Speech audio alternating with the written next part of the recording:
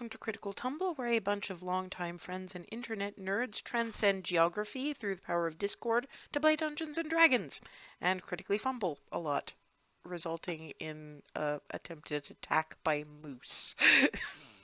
Yes, that actually happened last time. Poor Clarity and the stupid RNG. Yeah, previously, the Cupcake Coterie, now plus a Clarity again, are back in Goldendale doing as much prep work as they possibly can for their upcoming mission to A, resurrect the Heart of Star Coast, and B, potentially murder an ancient green dragon, which they called out in the most offensive way possible, because it's better than having to try to fight the damn thing in its lair. Which is fair enough. You know, it discounts an awful lot of things, but, you know, they're adventurers. They live for the stabby. Yeah, they're ambling back from town where they left Darvin's armor to get fitted and a couple of other bits and pieces. After an attack by Black Abishai, so apparently devil dragon things blessed by Tiamat are wandering around Goldendale. That's always fun. After, and then there was a brief encounter with a moose, which decided it did not like Clarity very much. But, you know, they're ambling back on their way, you know, sort of check in with things, see how Twilly is doing with the bits she promised them, and generally try to sort out what the hell they're actually doing, because they have a vague plan, sort of. More than they usually do, kinda. But they don't know when they're leaving, they don't know how they're getting there, they don't know what they're going to do when they get there. And yeah. But they got some spiffy new stuff, and Darvin just has to remember to actually pick up his armor plate, which he walked away without actually remembering was a thing, because y'all be like that sometimes. Although after the moose thing, Alice healed up a bit, but there's still some bruising. Turning around to Darvin, going, "Okay, speaking of getting hits to the chest, you know you're gonna have to go back to town, Darvin, right?" Oh, hells. That, and I realize I owe you an apology. Because getting caught up, and yeah, I didn't mean to nearly give away the tooth like that. I was caught up, and yay, Clarity's back, and Yeah, you don't have the same cultural significance placed on it that I did when I gave it to you. I can understand being excited and forgetting. That's why I didn't say anything or smack you upside the head. You know, if I'd been really offended, you would have known it. True, and I'd probably still have a bruise. But thanks, Pat. Well, I guess I'm going back into town at some point. Although, given the Abishai situation, I'll remind you. Well, I'm just thinking I shouldn't go alone. No, that's not happening. Welcome to a thing that is not happening. Look, we can run into problems with moose. The wildlife is out for us. And there's armies out there. If the wildlife doesn't like us, we're gonna have some significant problems further down the line. So, no, you'd probably try to pet, I don't know, like a displacer beast or something, knowing you. And not the one that Ava is wearing. Well, no, does that really still qualify as a displacer beast? No, I guess. We're getting into some pretty deep philosophical shit here. I mean, come on, when we're not hunting, there's not much else to do but talk philosophy. Pretty much, yeah. So don't get me started. Walks off.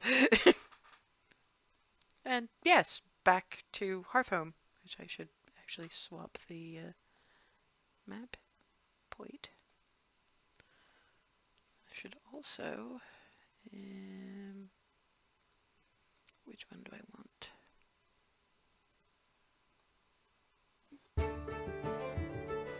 Ha. Yes, we're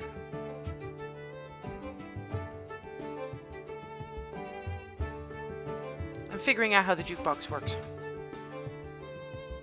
Because somebody was very involved and invested in having background music.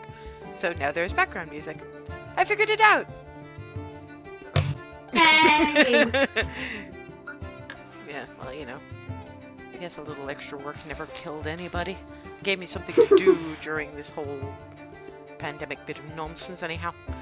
Right, so, yes. Back to Hearthhome. What is everybody up to?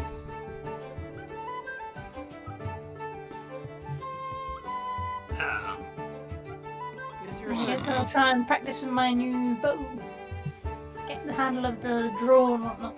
Yeah, I mean, it's because it is a magical weapon, it does work for you. I do actually need to put that in your character sheet proper. I've been a bit busy with other game-related bits and pieces. I mean, upgrading Deadlands characters, figuring out the jukebox, all the rest of it. So I will get that done. But yeah, it's once you get the initial feel of it, it does feel like it's made for you. So, huzzah! Be Ava. Well, you know, everybody else gets spiffy. Froseth. Probably Yeah. probably tempting fate given your track record, but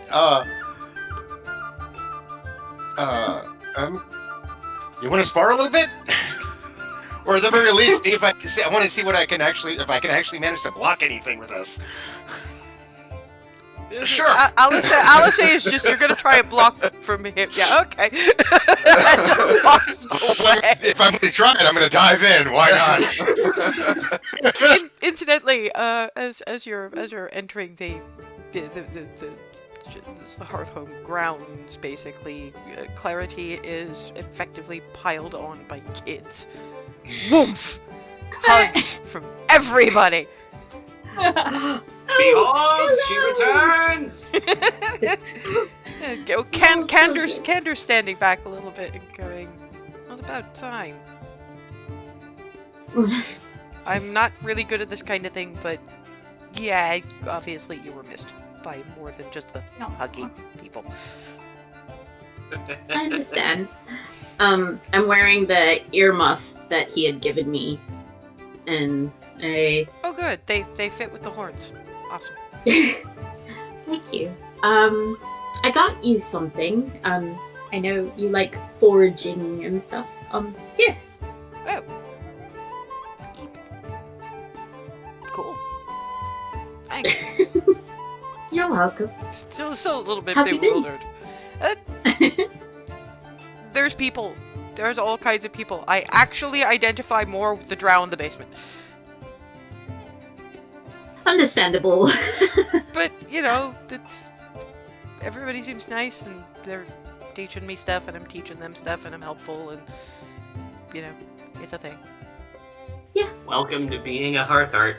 And, you know, that one, pointing in the direction that Alice has ambled off in, she went all wings and saved me from getting... Is it hung or hanged? I never know. Hanged. And that's terrible. Well, no, because rescued, and you kind of gotta savor the mental image of so-called demon child being rescued by basically literal angel. That is rather nice. Yeah, whole town saw that. That was cool. I mean, the rest of it not so cool, but there's cool, and there's exciting, and then there's, you know, chores. It's I guess this is how homes work. not always. You don't usually get threatened with hanging, but the rest of it, the chores, I'm familiar with those. Yeah, it's a little bit different than I was used to because it's not ordering you around. It's could you please and there's like help and you get actual like treats and things in return instead of just like anyway. But there's other kids who actually understand, so that's okay. Kinda. It's still weird. But It's only been some months. You'll get acclimated to it sometime. The halfling mom types are helpful. I don't know what to do with them, but they're helpful, and they really ought to know that you're here because you get Skylar piping up. But well, yeah, because they're gonna want to give you hugs too. Except the snow's real high, and they're not so much, and maybe there should be hugs inside. Yeah, it's cold. We should all get inside. Except Onwards to home space! Yes. So okay. Before we handle family stuff, we'll do what we did right back at the beginning. First one to lose 10 hit points is the defeated. Roll initiative. I am not going to use my new weapon since I don't have a thing for that yet. To be fair, you'd want to practice with it, so let me see what I can gabble up with here. So, I mean, my thought was I was just gonna let Frosa take a shot, see if I can manage to catch it on the shield. yeah, but that's not how sparring works, dear. Okay, fair enough. And that would be a I'm gonna regret this, but it's gonna be funny. Oh, Yeah. like I always do that. To the actual character sheet. So we'll start with short sword plus 1. Because that's effectively what it is. And move on to... I am at least marginally organized about things. Sometimes. Certainly better than any attempts I've ever made.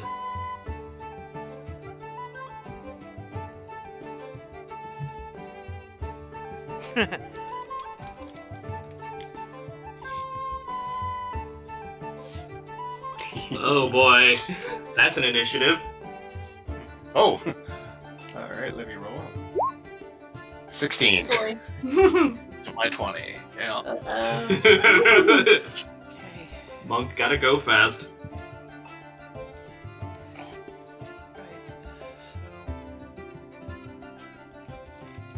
So the bonus is even just by dint of hilarity.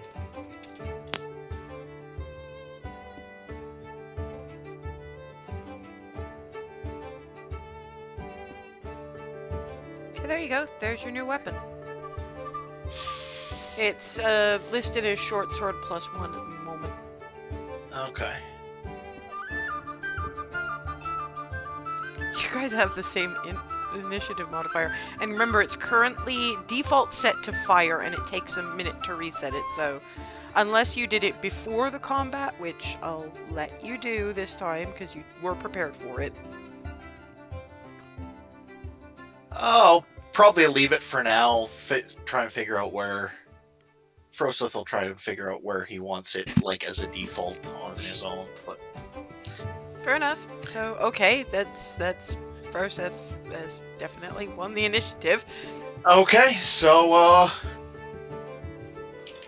18. Yep. Yeah, sword, Oh! the sword you've been handling pretty well. It does. Yeah, it gouges into the leather of it's more slid under where he was holding the shield, so across not the arm. It would have gone sort of more lightly across the abdominals. Ah. So under the shield. Second attack. Yeah. Oh, hell yeah. Roll damage. 19 plus 8. Oh boy. Womp. And that's it. Yeah. Oh, if I recall correctly, there should actually be extra fire damage there, but we'll leave it at that. So there's it's cauterized the wounds. So it really was just ow, ow, nope, ow. Just like whack, whack. And Frosa's looking at this like, I like this.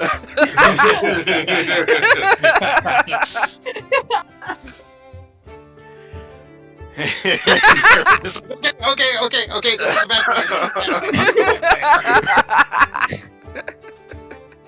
At least I'm still conscious. Has Hazel been watching any of this? I've been sort of like, if everyone else headed towards the doorway, I stop near the doorway because I figured, yeah, this is about to get very dumb, so I'll just keep an eye. Yeah, Ava will have heard that in the periphery as she's practicing the archery butts, just sees them facing off, and it lasts for like a few seconds at most. Darvin, live! And I'm casting Healing Word at... And that's a Healing Word cast at... first level. Okay. Let's hope this outputs correctly, because my brain is... I'm sure you'll be fine.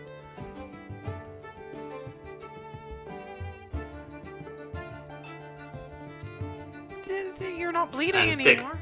3 more onto that from the, from... Yeah.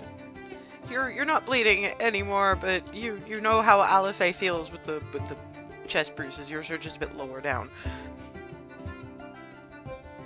Yeah, you're muted. Ow, note to self, never do that again. Yeah, a couple of you weren't there with the first time they did this. This was against our paladin at the time. Froseth won initiative, critted on his single attack, and knocked her unconscious. They were And like this is level why- 2. And you this is why challenge sparring me? needs to be against someone else, like, say, me. Or you could try with me. You can also use a sword. Yeah, because Darvin is going, yeah, with me, and there she is with that axe. He's seen what that axe can do. Darwin, do you want to try with me, or you good? Good. No. I'm good. Alright. And I probably know not the first, nobody asked Remy. Example anyway. I'm crazy. That's If that was in any way in character, so is that response. Yeah, look, Alice probably would have hung around and it's like, I noticed nobody's asking Remy. Yeah, I'm crazy, not stupid. And I also know Remy. nobody's asking me. Remy smiles. I'm at so Elsa. Sorry, that you broke up there, but it was the facial expression I was laughing at. What was that? You know me? No, Darvin. Oh, Then we get I'm back to not suicidal. Okay, now Remy. Remy just smiles at Elsa. Yeah, okay, you're, let's see. Seen you in battle, guys. I think the only people who could keep up with Froseth would be Alice and Remy. Probably. Yeah, but I know what damage I do when I do hit, and what I can bounce back from, so I'm probably not gonna go there. Also, I've got enough bard in me to cheat, so... And pats Darvin on the shoulder and gives him the last 5 hit points he's missing back. Thank you. Whew. It hasn't done anything about the remnants of her own, but that's her. It's battle scar thing. And by this point, Clarity is in the house, and Twilly is sitting at the table with a lot of books. More books than Clarity remembers having been out the last time. And sitting next to her is a small, clearly female, mostly by dress. There's not that much sexual dimorphism in Dragonborn. Little girl. Looks up. Oh! I mean, apart from on the streets, I haven't seen a grown-up tiefling before. Hi. Hi.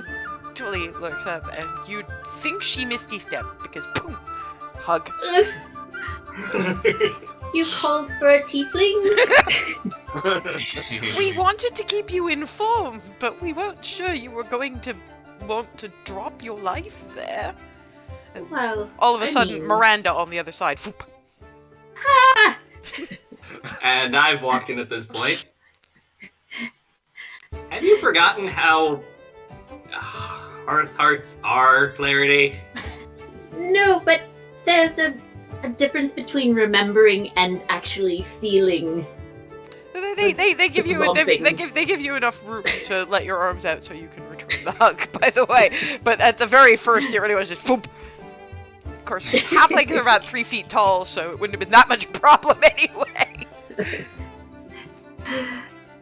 Oh, this is nice. Hello. Well, you've very much been missed, and I'm glad that if you were going to come, you came before we started the whole evacuation process. So, Yes, I am glad to see all of you and that you're all safe now. for the moment, anyhow. It's been a rather interesting time, even discounting the nonsense with the adult green here. They didn't so much make friends with the governor of Alamaver as made something of an antagonist, but she still sent Skylar some platinum-plated scale mail. Ooh. They're very excited to have a non-dragonborn aspiring to be a paladin of Bahamut, you see. And then, of course, they did bring someone else back from their travel. Little dragonborn. Hi, I'm Faraday. Hi, I'm Clarity. I hear you like books and learning and all that sort of thing. Twilly lady's teaching me things. Oh, well, I am too, and I'd love to learn alongside you. I think you probably know more than I do, but Yeah. I think I have this. I think I have this. What's your favorite flower? I think now they're violets. Murmurs a few words, and just around you, in the sort of 1 foot space around you, is the smell of violets. Rest of the invitation. Oh boy. Did it work? Did it work? Did it work? That's lovely. Yes! It's wonderful. I can't Thank wait. you. I can't wait to show Versa. I'm finally getting good at things. It's very good. Well, I probably won't be able to do very much for a while, because apparently you've got to be a certain amount of physically and mentally oomphy to wield great magical powers. But we gotta start somewhere. And if I'm starting with the smell of violets, I can start with the smell of violets. All glory to the house's newest mistress of the arcane.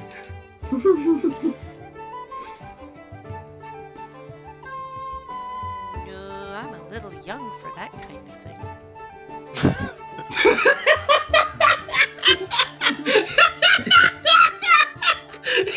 And I've just fallen over cackling. Oh, that's kept her out of the way for a little while. Where's everybody else? Outside beating up on Darwin.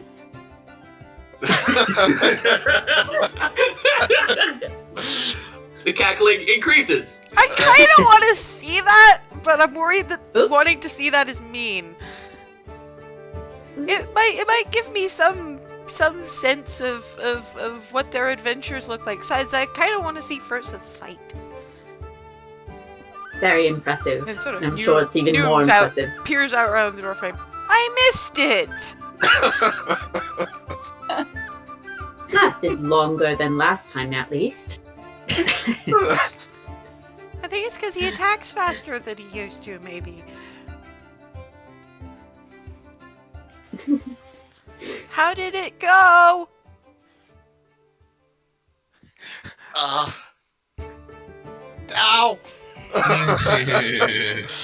But I'm still walking. I'll say it's just, yeah, well, yeah, me, Hazel. Healing words, healing hands, all that kind of thing. Meanwhile, Faraday's, I'm gonna have to apologize to you for this, Darvin, but, and then jumps around, jumps up and down in the snow, waving her arms. Yay, first. No, I was. I feel the same way. Froseth will go over to her and scoop her up in a hug. No. Froseth is amazing. That's part of the reason why I wanted to spar with him. I figured if I was going to do it, I was going to go for the one that was going to be the most difficult. I don't know. Stories I've heard. He's good. He's very fast. But then there's Remy, if you want to fight shield with shield. And then there's Alice, who you say has killed almost everything. Well, yeah, but I also wanted to survive. Hey, first, I hit fast, they hit hard. Yeah, basically. Okay, but guess what? I learned prestidigitation. Impressive. Hey. Yay! Totally is a very good And- teacher.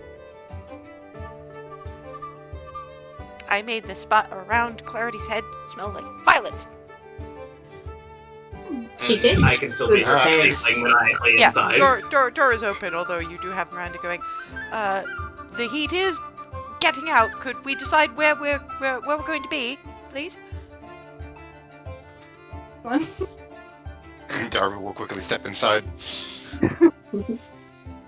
Assuming that everybody goes in and they can shut the door, yes, conversation can now continue. Of course, half of you, at the very least, are going to have to step over Hazel, who is still lying in the doorway with the Giggling cackles. like an idiot. Nudge her with a foot first before stepping over. Yeah, this I will- tail sort of drags over her as well. Step, I'm going step, to drag. kind of attempt to roll out of the way I will while pull the, still giggling like an idiot. I will start pulling the door to slowly so as not to catch Hazel with it. No, she's in. She's just on the floor.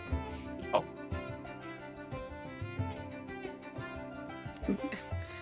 Twilly Hazel. I'm okay. I'm okay. Yes, but you're on the floor. You are not a Um, rug. Up, get, yes, ow. Ugh. Alright, so how has everyone's day been apart from brief but eventful sparring? Those seem to be your stock in trade, Frozen. I don't know what to say. Don't give that apologetic look to me. This from Miranda. That's the perfect way to end a fight quickly and decisively. Witness the almighty lord of whammies. I do not say this lightly, particularly not someone that much larger than I am, which would have made a particularly good rogue the speed you move at.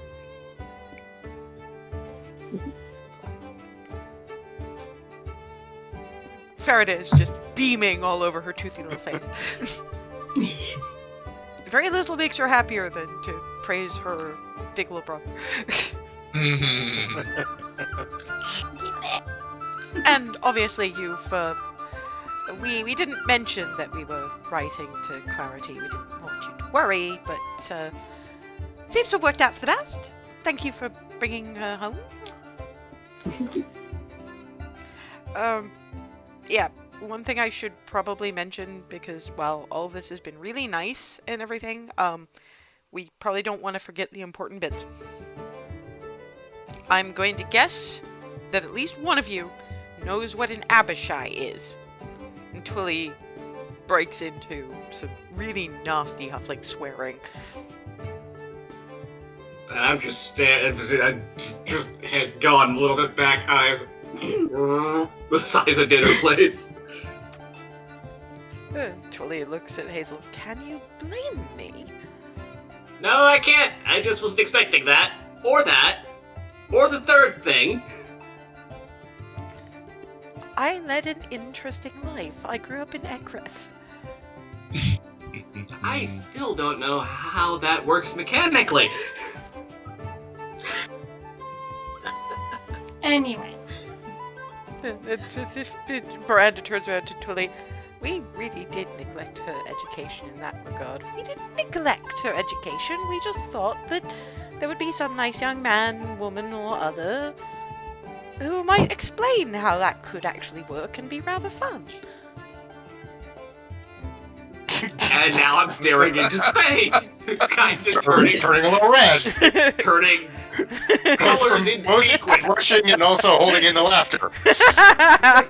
Clarity doesn't even know what was said, and she's still. I don't need to know details. I don't need to know details. But yes, there was a black Abishai, and there's been rumors of a green. So, Do I know what an Abishai is? Arcana check, please. Uh-huh.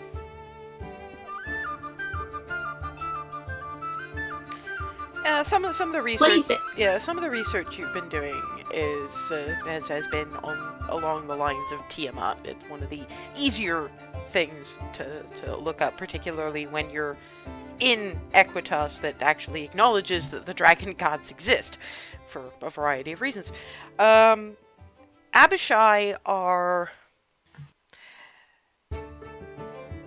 basically, when they were alive, they served Tiamat well and faithfully. And so when they died and went off to Avernus, Tiamat granted them power, and basically they're a combination of dragonborn and devils. They are not fun. Doesn't sound like it. If they follow along the same color lines as your average chromatic dragon, with the same elemental resistances, damages, and similar mindsets. But in the case of Black Abishai, they tend to be more assassins. They can do your darkness trick with a couple of really annoying variations, as in they can move it independently of a target. So, like, unlike you, where you'd cast on you or you'd cast on something, and if that thing moves, the darkness bubble moves, they can just say, I want it to be a 30-foot radius of darkness over there, and now I want it to be over there, and it'll just move. The greens are the diplomats. They're the persuasive suckers, and you will generally find them at the heads of armies.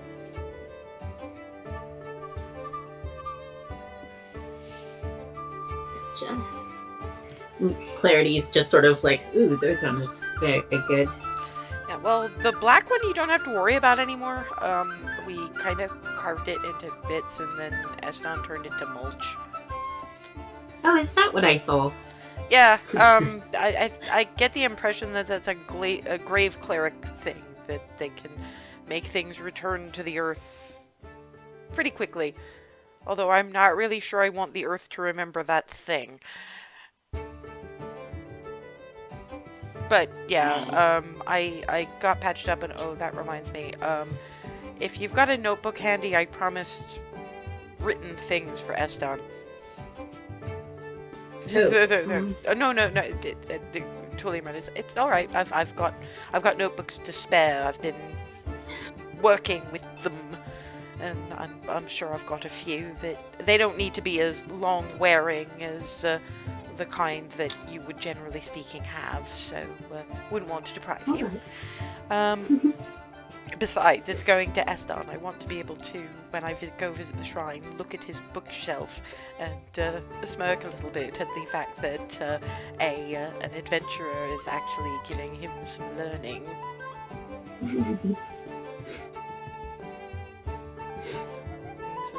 What language are you writing it in? Celestial. Ooh. I asked. I offered. He asked if I was making fun of him. Well, no, people don't make fun of him. People disdain him a little bit. If you were making fun of him, it would probably actually be a good thing. He's Looking at Darvin. People don't tend... The clerics of the god of death don't tend to get the best reception. You may have a different viewpoint on it, but they don't necessarily see the guardian of the dead part of that. Fairly sure we had this conversation when you were first in the area, but you've actually seen his temple since. One of his temples. He's got others, obviously, but Yeah, my view is shifted a bit on that note to the disdain kind of. it's it makes- it's mostly to cover fear, to be fair. True. That I can understand. It's just having seen the temple, my opinion of him is different than it was. that was a very cool place. This was- Alice remembering that one last bit just Cool, upside but- the head. Really? That was not on purpose. Given the ice jumping bit, The strangling thing? No, we're talking about the pun, Ava. We're talking about the pun. The rest of it is kind of... My bad. Besides, some of us didn't. That's true. Yeah. Not that it was fun watching any of you guys get it, but... They said... Clarity, they said something about, you're going for Palor's Beacon, and the trials you had to pass to get through them.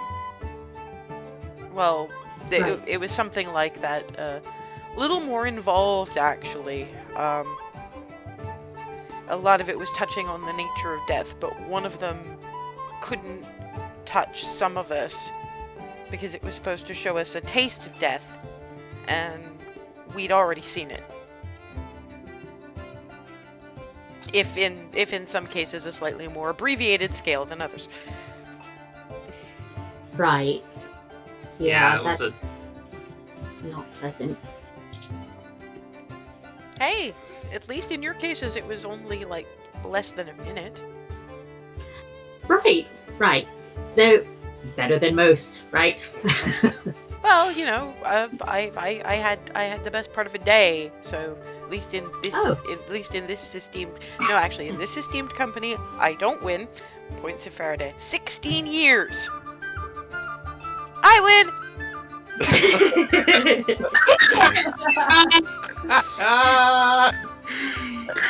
if there's anything resembling like a glass of water or something near Darwin, he's just gonna be like. I'm sure that there's probably some tea set up around the place because Twilly tends to mainline it while she's working.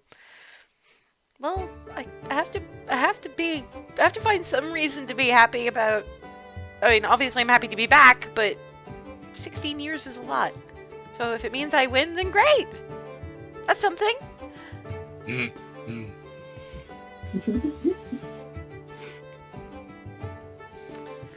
So, beyond an encounter with an Abishai, thank you for the warning. I might want to pass that kind of thing along in a more solid way to the mercenaries in the area. Anything else of interest? I mean, I understand that Clarity in all of her magnificence has probably taken up most of your attention, but... It's got some upgrades to our weapons. Ah. Lennox been at work. And And so has Jenna. I'm reaching into the bag of holding and producing the spear. We have one heck of a way to say we killed a dragon now.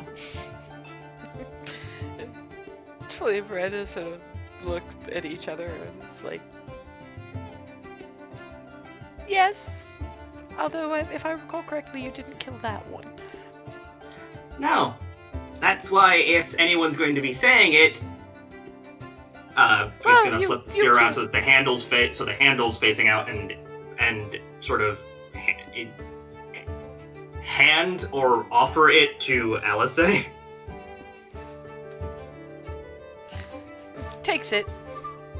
Hefts it a bit. Does a actually fairly fancy little spin maneuver with it. Cool. Flips it around, hands it back to Hazel. And back in the bag it goes. It's a hunter thing. You learn to use what's available. Besides, with things like dire mammoth, you really don't want to necessarily be that close if you can avoid it. Makes me wonder what you'd be able to do with throwing that at something. Holds out a hand. Let's see. Out it comes again, and handing it over. Heads Hey. outside. Back. Yeah. Because spear with fire powers, yes. Plus barbarian, yeet. Yeah, barbarian rather significantly yeeted. Yote. Yoten? I don't know. Yeeted. Oh, fuck's sake. Yeah. The practice dummy that she chucks it at if you're either out or looking out the window, because they've moved the training area to a little bit more of the forefront now. There's no point in hiding what they are now. So basically, you see her stand back, take a couple of steps and run, and yeet! The thing hits the target dummy so hard it falls over, and because of the fire damage, catches fire. Oh boy! Pulls the Okay. spear out, hands it back to Hazel. Yep, back in the bag. I think we're opening fights with that now. See.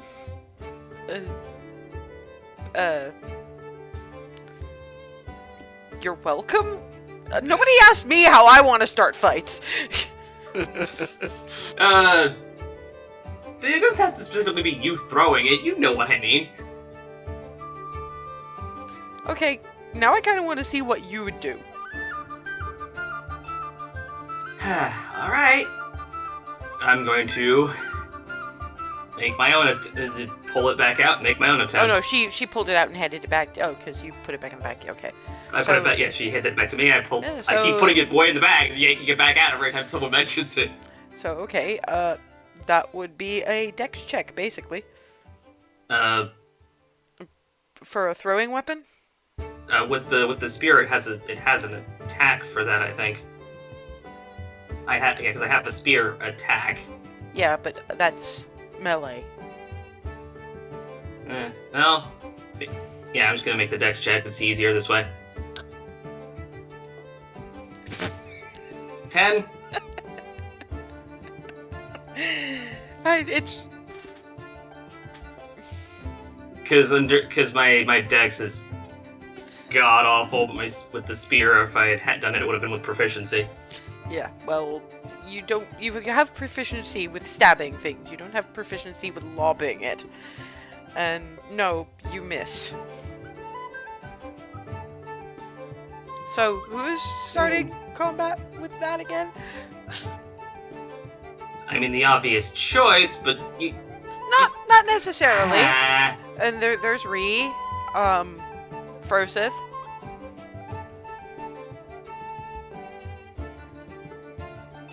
I mean, Froseth does staves. Do you have?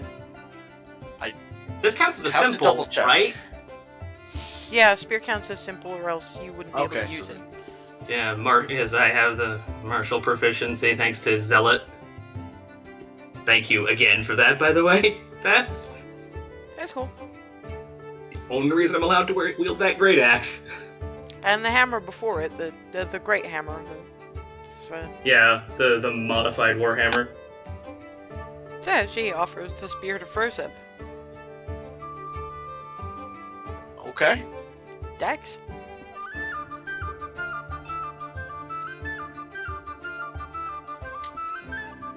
Yeah, that'll definitely hit. Roll me 1d10 and 1d6.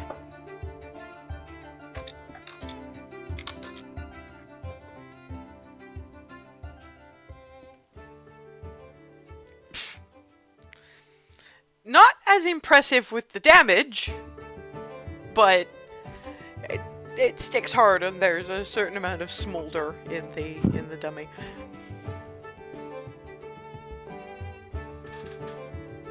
Huzzah! Many a thing to be done,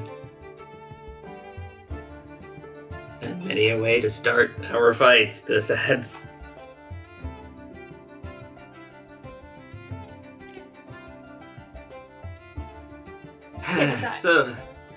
So, that mean I'm still carrying it around in the bag, or does this mean it's a little bit more freewheeling as to who's carting it around? Well, the tooth that makes the tip of the spear, I remember when Darvin was apologizing to me on the walk back? Yep. And then I'm walking over and picking it up and putting it away. I mean, you can always just stab things with it. That I can. I mean, yeah, chucking it's impressive, but there's a risk of not getting it back. Mm-hmm. Why do you think Ava has, like, all the arrows in one of our bags of holding? Yeah, same reason I've got a whole assortment of crossbow bits. Speaking of which, we should probably go find Rizwin. Yeah. Oh boy. You said you left her with someone who was the name. Certain Sweetwater levels of flail. Let's face it, what I said was, take you, multiply by Kalatiel, stuff it in a halfling. Oh no.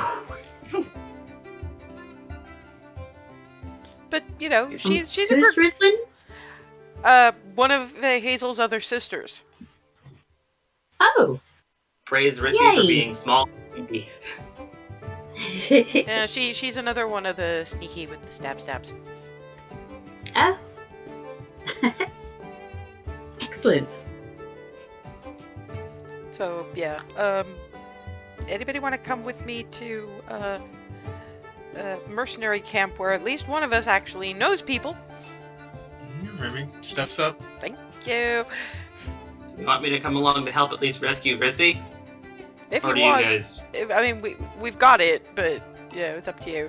I just figure it's probably getting on to about dinner, and if Twilly's as busy as all that, maybe help could happen. Yeah, I mean, and I'm gonna... Hazel, you can show your mom and mama the things I taught you on the road. Mm-hmm. Yeah, the minute you mentioned help, that was exactly what I was thinking, and I'm headed already into... It to turns start around things. to Clarity. I taught her how to cook. Oh. Excellent. Without, like, flailing or anything. That's, Warning, although I don't know if it's necessary, she's got very fond of the spicy. I've had some spicy foods before. I'll give it a try. Yeah, well, one day I will introduce you to properly spicy food. Anyway, come on, let's go rescue the dwarf. So yeah, you've got you've got Miranda sort of trying to get supplies and things together for their eventual trip out, and Twilly still working away at bits and pieces with Faraday. At this point, now being her assistant, Like, could you hand me that? But oh, how did you know I needed that one? Lucky guess. You're going to be a divination wizard. It's going to be dreadfully interesting. Pat, pat, pat. And looks up as Hazel and Clarity and everybody else comes back in. It's like, oh, I'm in the middle, but I've got this, Mom. Dinner, really? Mm-hmm. All right. Prestidigitation is a godsend if I need to clean the kitchen. Goes back to work, and Miranda's just like, you were incredibly resistant about learning to cook. I came around to it. In large part thanks to a certain glowy, angelic individual. Of course, it was going to take divine intervention to get you to learn how to cook. Well, I'll be around, obviously, gathering bits and pieces. So if you need anything or have any questions about the stove or the icebox, Yep. you know to be careful with the icebox. You of all people know to be careful with the icebox. Yep. Thank you. Clarity, would you be willing to give me a hand with all this? Of course. So what kind of thing is I'm Hazel? going to Oh, sorry, go ahead. I'm going to insist that we make a cake, though. Still your birthday, isn't it?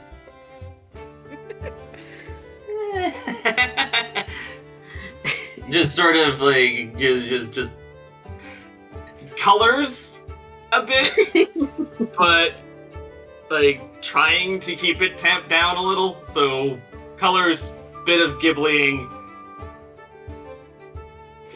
reined in mostly almost. That's new for Clarity, really. So what kind of thing is Hazel going to cook? There is a goodly chunk of mutton in the icebox. She could theoretically stew that, or do other bits with it. Going to check to see if there's anything, and to see what else is on hand before committing to that decision. Well, what kind of thing would Hazel be interested in cooking? I guess sort of replicating what was done at what we did at the inn, as much as that at the place where we kind of hijacked the kitchen. Yeah. To be fair, I'm trying to remember what exactly it was you guys made. Right, it was. I'm pretty sure it was roast something. Yeah, it was there was like a whole assortment of meat on hand, so we just kind of did like 2 separate roasts, I think. Yeah. Well, there's various bits of roasted meat around the place. And if Hazel asks, she'll find that there's a few ducks hanging in the in the barn that are just about ready for eating. Ooh, duck, definitely gonna do duck. Yeah. And carefully make one portion that's normal and one portion that's had the spice applied. Yeah, well, given the number of people you're feeding, you're going to have to cook all 4 of the things, so you can have like 1 spicy and 3 not so spicy. Exactly. Perfect. So yeah, you've got Hazel working out a glaze for the duck, and I'm pretty sure by this point you've got your. Alice would have made sure that you've got your own supply of your various spicy bits and pieces. Yeah, you did give me a little bit of the burn I can just have on hand. Yep. And according to the Hand of Fate, you do in fact even have a couple of the frost onions left. Those end up going into the spicy forma. Some of this stuff Clarity's never even seen. I'm in the process of doing the onion components. I'm going to offer her a bit of the onion. Careful with that one. Okay. It's like you know spicy onion. Mhm. It's like that, but the kind of cold burn you get from a very strong mint. So it's very spicy, but a very cold spicy. Very clean burn. I like that. That's. I wonder if it sparks in the dark.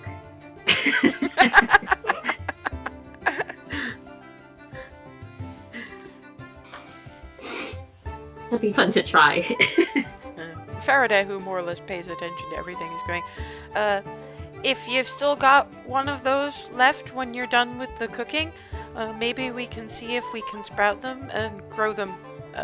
They grow in the winter months, so, but they sort of bulb up in the summer, so maybe there could be some. That would be awesome! As I'm doing an approximation of the Twilly pinballing, but not nearly as quickly and far more trying to keep myself under control. I'm gonna let you have this one. You've known that kitchen for a very long time, and you're trying to impress. Mm-hmm. Okay, meantime, back to the quartermaster's tent. Dun, dun, dun. Which is not on fire yet, but there is a certain amount of scorching in the canvas around the tent support poles. So the heating elements are starting to cause some issues.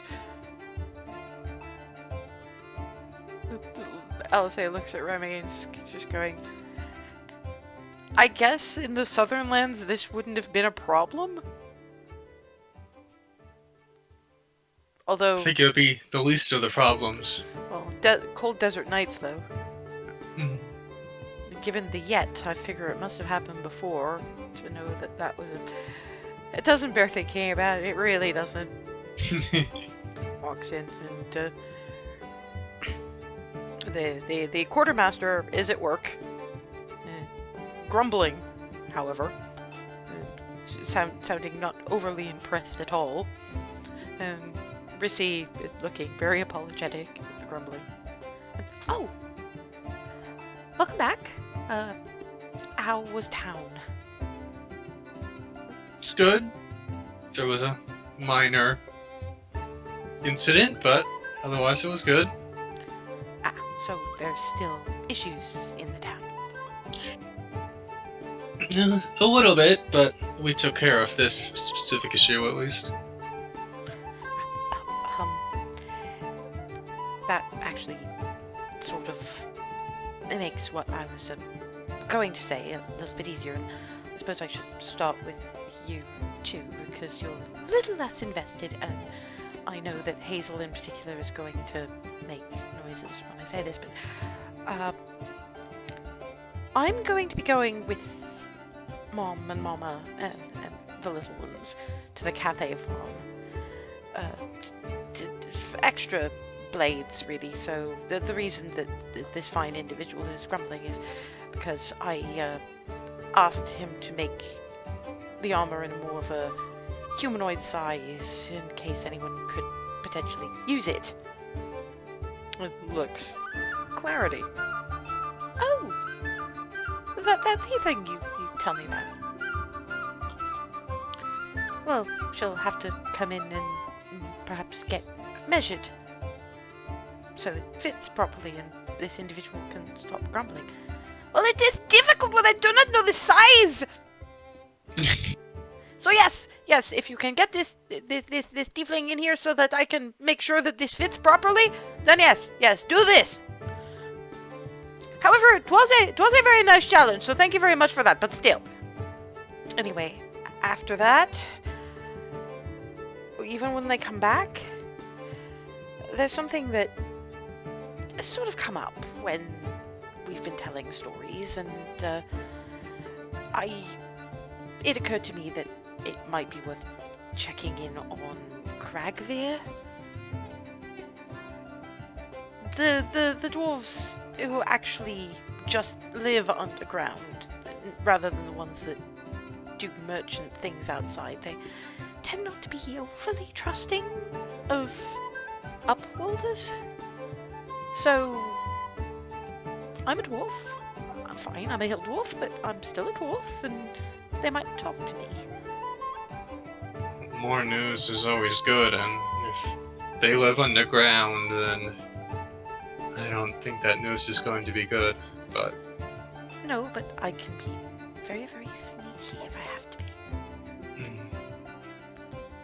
and I'm sure Hazel will be glad to have another set of hands helping with the family while they're at the farm. Yes, it's the bit about Cragfir that I'm probably going to need a little bit of support when I tell her.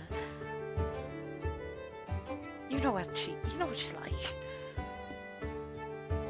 Love her to pieces, but you know what she's like. Yep.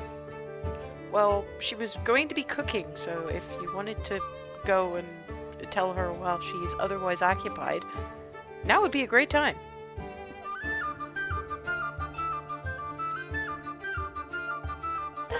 That would be a good idea, yes. Shall we? Yes, but to bring this tiefling thing back! Also the one with the birthday! The one with the birthday is actually cooking right now. Well then wait until she has finished cooking and then you bring her here because it is birthday! Something will happen! Something good.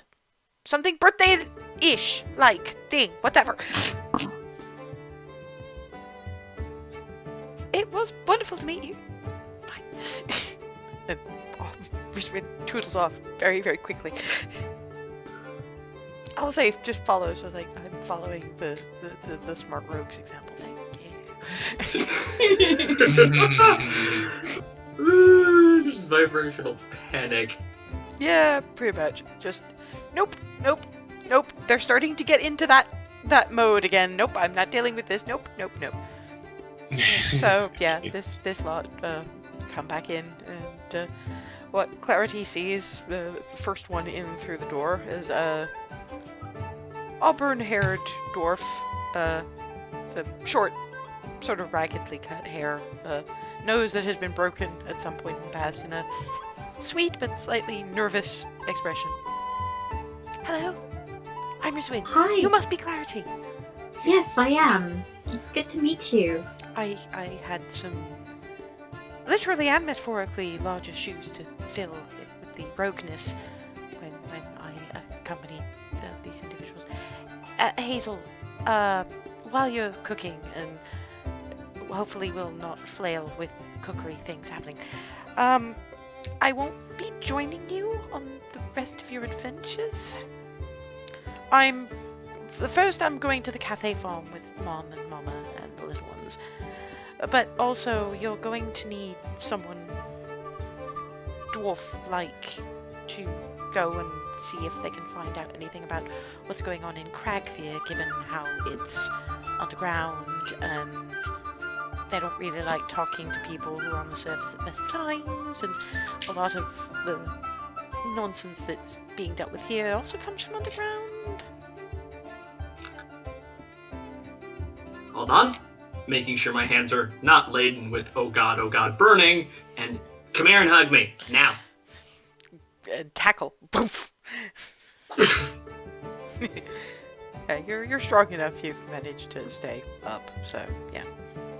Although, given Riswin, she's going to try and lift you again, because she tried it once, she'd do it again, and she rolled a 2 this time. No. And With a -1. more. Yep. No, it's it. Oh, no. Not so much. At least she didn't hurt herself doing it this time. But nope. You're still heavy. You're still heavy. I'm still very small. One day I'm going to Compact. manage. Yes, but I remember when you were my size. Point taken. Yes, I've been with the family for a while. I was making my own way in Agref when this lot passed through. I just missed them, and then I heard things about green dragons, and I thought I would come and see if I could be some help, and then it turns out that I can be of better help elsewhere. I understand completely. But you know, at least they've got you to take the sneaking and the stabbing and the looking out for things, although there's a surprising number of them that can pick locks. Yeah, well, they've got shady pasts, all of them. Well, I'll say it's just, Darvin, what are you looking at like that? Looking like that for? I'm the one that taught you. Yeah, we've had the thing about my parents. Oh, did we tell you how that turned out? By the way, did you remember that thing outside the Bravo's post? Right. Yeah. We didn't tell you how that turned out. Right? Yeah. So it turned out my parents were Armageddon cultists. Oh, that's never good. And they were trying to smuggle that black sludge in under the guise of molasses. So we faced off against them. I went in disguise right up until they clearly weren't going to be making any kind of logical, non-cultist asshole weirdness sense. And then I dropped the disguise, boofed out the wings, and cried havoc, frankly. Fight ensued. I cut my dad's head off. My mom sent me to a pocket dimension somewhere for a couple of seconds. And then Froseth hit her with the handle of his comma, from what I could piece together about it afterwards. Apparently trying to stun her, but hit her so hard her skull cracked. Ooh. But we stopped the dastardly plot to turn Bellarise into black sludge, extra planar evil meme, and yeah, so that was a thing. Handled now. Good on you. Oh, good on everybody. It was quite the fight, all told. Too many magic users. Too many magic users. We have things about magic users half the time. Yeah. Casters are... We like them when they're tricky. working with us. Oh, okay. It's when they're hitting us with chain lightning and teleporting us to other dimensions that I have a problem with. That's twice now. Oh, The second time with the shadow fell. right. I forget if I Lane mentioned that shift speed. when I mentioned my sister. The chain lightning was her. Oh, It downed two of us and nearly downed me as well, if I'm correct me. Yeah, unfortunately, I wasn't really in all that much position to notice who was going down at the time, because the very next thing she did, because apparently this is something a sorcerer can do. You know how it takes you a couple of seconds, most casters, to get up the oomph for a proper, really heavy spell? sure. Apparently, some magic users of the sorceress type kind of skip that.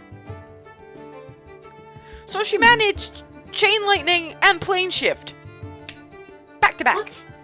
Right at... What? They get to kind of just ignore certain rules some of the time and give and given that she's on top of being a sorcerer, kind of something a little bit beyond the normal, she got even more rule breakage built in. Half dragon, you know, the one of the kinds of sorcery you can get is dragon blooded, so And she's that dialed up a few notches because of what she is. but Jeez. yeah, so we're learning whole bunches of new and interesting stuff. So instead of learning things from books at the library, you get field training. I Yeah. mentioned her that you knew that she's dangerous. Well, Very explosive field training. yeah, but sometimes that's the only way to learn. Did not say it was a bad thing. I'm still wrapped around Riswin. Yeah, Risbin is- She's letting you get your hugs in while you can. Oh, something that you might not be aware of, which we learned to our immense glee earlier today. There is a spell that can negate that darkness bubble. Oh, right, yeah. And Remy is just grinning. Apparently you can turn around and cast the light of day in the magical daylight versus magical darkness, and poof, both go. So that's and you see her reaching for the notebook. But I'm interrupting cooking. I have increasing levels of bard. Sorry. Well, Rissy. Hmm?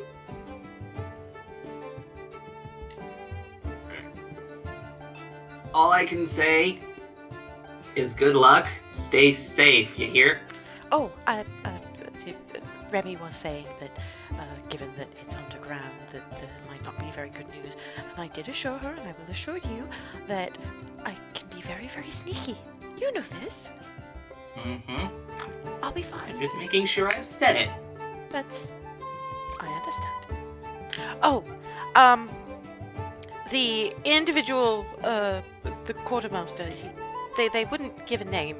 I'm not sure they prescribe to that kind of thing. Or they were just too busy. But, they were working on some poison-resistant armor out of that lovely bit of green dragon hide that Alice provided for us. And, they wanted you to, Clarity, to go and be fitted for it. Oh. Because if you're going to be handling an ancient green dragon, it would have been for me, you see, but when I decided that I'd probably be more needed with the little ones and with Mom and Mama, I thought maybe more sized for humanoid, and it turns out that we have a humanoid that could probably use some. So they want you to go and be sized for it properly, and Hazel, once you're done with cooking, they want you to go to the quartermaster's tent.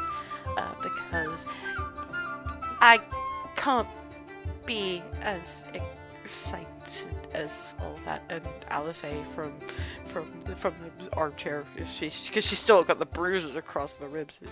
This is birthday, and there shall be birthday-ness thing, like whatever. in the quartermaster voice, because actor feet. There's been a studio giggling and a. Keep cooking, Hazel. It smells good. Yeah, I'm gonna just go back. Keep doing that. Gonna do the hair ruffle thing to Riswin and just yeet myself back into cookery.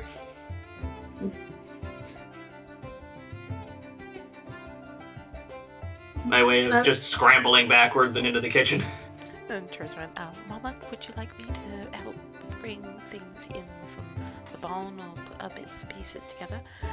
Yes, it probably would be a good idea to have everything together, although we don't know when everyone's going. A lot of that seems to be down to Willie. How are we going? Still working on it. This is not an uncomplicated bit of magic. No, alright, I can't say no rush, but deep breath. Deep breath. You will get this. And let's think, if you need to be back in Star Coast in time for the week or so, probably want to leave at minimum in the next 2 days, but possibly sooner if you also want to do whatever ritual you need to be doing. It's all rather difficult to make plans, so once you know what you're doing, let us know and we'll keep you apprised insofar as the attempted goldfish bowl goes. But yes, Rizwin, if you'd like to give me a hand. Speaking of the ritual, Froseth, have you had made any progress in that regard? It's not like he's had time to commune, you know? Like, once. Yeah. Did it the once, didn't find out much. Was gonna try again tonight.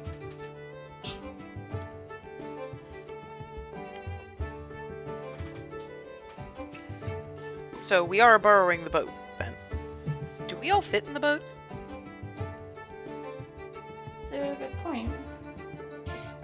Just about. It'd be a bit of a squish, and you won't be able to sleep on the boat, so you'll have to stop overnight. But that gives you time to stop at the Frowning Trout anyway, or yeah. That's for Darwin, because Darwin knows the area better than anybody. Considering the group when we came up, we should just fit. We'll be a little squished, so we probably won't be able to sleep, but we can stop at the Frowning Trout overnight, which we need to anyway because Francine is there. Is that Pimpin? Sorry about that. Oh no, that's a Dusky Ram. Yes. So that. So yeah. So as far as I know, I need to go back to see Jenna. Was there anything else that we needed to get done in town? Well, not need specifically, but I can imagine that Hazel might want to check in and see how Edwina's niece is settling in and how she's coping. If she's the only family this Edwina person had, then the same goes the other way, so it might be worth checking in. Might also want to check in on the governor himself. Well, Baron, sorry, but it's hard to get out of Equitas' way of thinking about the rightful king. There you go. Having king is also weird, because we're gonna have to keep him updated if we're booting Black Dragon Jackass off the throne. As well, yeah. So that and the notebook with the writings. Well, I can always leave that here and let a scout or something deliver it. It's not like there aren't people in the merc companies who are going to want to go to the shrine. But that's something I need to work on before I can give it to him. It's not like it's gonna take a really short time. Fair. But that's a lot of writing to do. Yeah. You are correct there. Yes. Although I should probably make a start. And Twilly's already set a notepad, ink, and pen aside.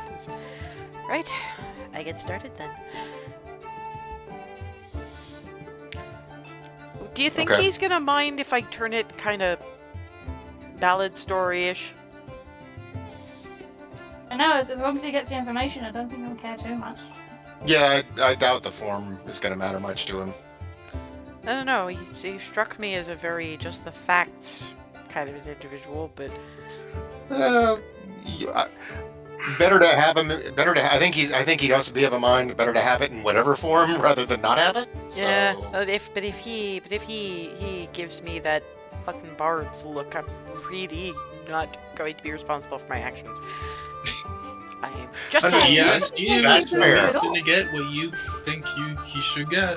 Exactly. He's gonna get what I can give him. There you go. I guess that's another family thing. You will take what I give you and you will like it. Exactly. Remember, not an experience with which I am familiar. And Hazel is busy cooking with the... I think, does Clarity want to go and get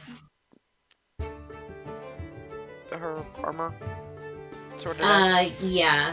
Well, I figure she'd be going with Hazel since Hazel's going anyway and she doesn't know the way. Hazel doesn't either. But you don't know that. So yeah, okay. So Clarity's waiting. Well, and given that Alice is busy, you're both probably gonna have to ask Remy. I'm helping out with like cutting vegetables and whatever. Yep. Anybody else doing anything in particular? Keep practicing my bow for a bit. You're going to be very Probably just- nippy.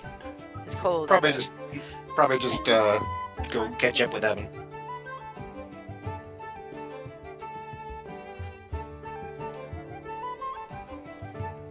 Oh, that's good. When- Remind me, did I have the small training bow for Dawn, or did I have to get that? You did have that. I did say that you would have thought to when you Right. realized yours wouldn't do that you could pick one up. But insofar as Evan goes, currently he is a raccoon. Oh no. There is very little difference in behavior.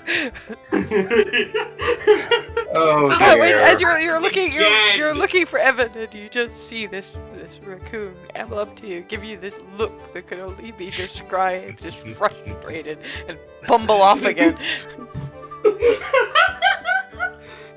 And Miranda's just, well, if he won't leave the dollhouse alone, he deserves what he gets. Oh, I'm not arguing that. I almost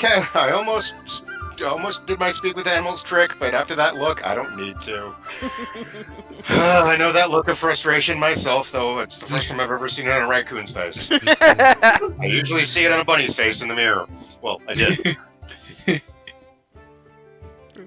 It's just Jaloy and Sylvan. He's gonna leave my house alone! I'm not arguing that, and you did right. It was only fair. Looks He like- needs to learn to leave it alone. You are correct. So looks over at Clarity chopping vegetables. Oh, hi! You're back. I have a house. Hi. Yeah, I think you got it when I was last here. It's got more things in it now. Ooh. That little... He keeps moving stuff, and I keep having him turn him into things. I think the narc also wants to help with the house by, well, being nice and making more things. I turned him into a cow. How do I'm trying to explain how...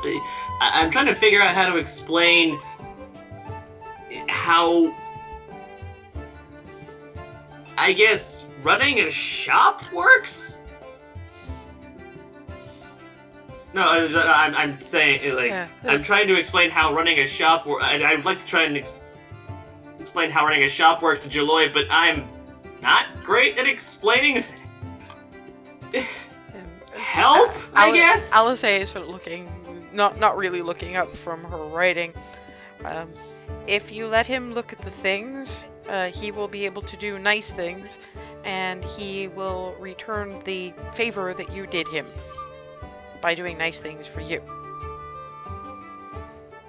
So, Jaloy, if you let him look at the house, that'll let him do nice things, and that'll lead to him returning the favor by doing more nice things for you. Oh, is that what he wanted? Why didn't he just say so? He tried. You needed to try harder. But yes, we can discuss that. But that little one is not coming near my house. He keeps moving my furniture, and I have it just where I like it. My last house burned down. Nobody moves anything without my permission. And he doesn't ask permission, and I wouldn't give it anyway. So he moves it, even though I say no, and I turn him into things. Next time, I'm gonna turn him into a newt. He'll get better. Just kind of like trying not to drop things from giggling. I'll do my best to talk to him, but if he continues to try to move things, continue to change him into things, that is only fair. But yeah, And that is the consequence of that action. So yes. okay. But I have a loom and a spinning wheel and a little stand where you can put something on and you paint. And little tiny paintbrushes. When you're done with the chopping, I can show you my new house with its new furnitures. I would love to see your new house and new furniture, and I promise not to move anything. You can look, but the big man who became cow, he wanted to poke things and pick them up. I didn't understand that he wanted to make more things so that he could make things for other people and make them happy so that they would trade things and did. I get it now. Thank you. I am very territorial, and they say there So- isn't anything wrong with that. But that little rat doesn't understand. Displeased raccoon. You can Makes try a turning cute him into that raccoon. next. No, Newt first. Fair. But yes, There is cookery to be deployed! yes, cookery is deployed. It is a surprisingly good meal for those who have not experienced Hazel cooking, and Tully and Miranda are very, very proud of Hazel. And we are at about the halfway mark, so when we come back, Clarity can get her new armor, Hazel can get her birthday surprise, and we can see where we're going next.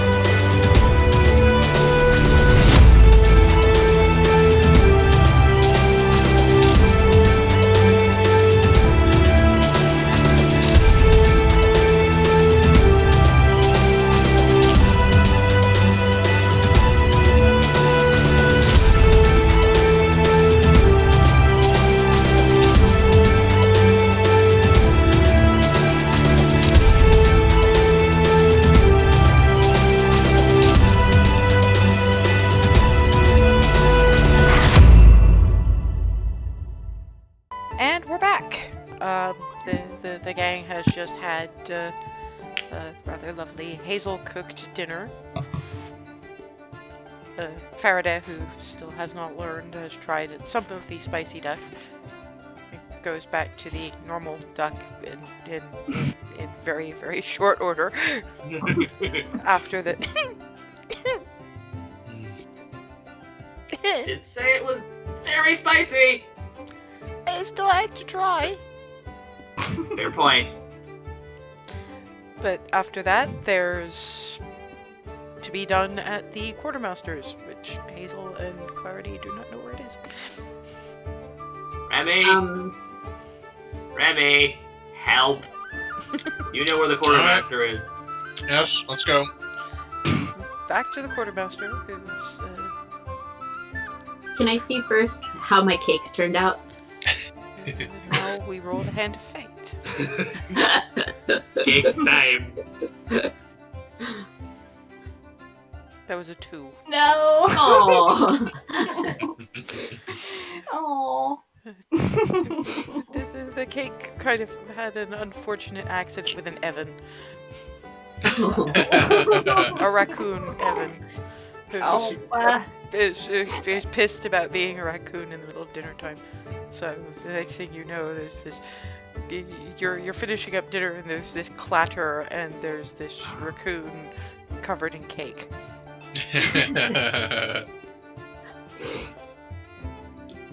Zoom. Leaving frosted footprints across the floor. Well,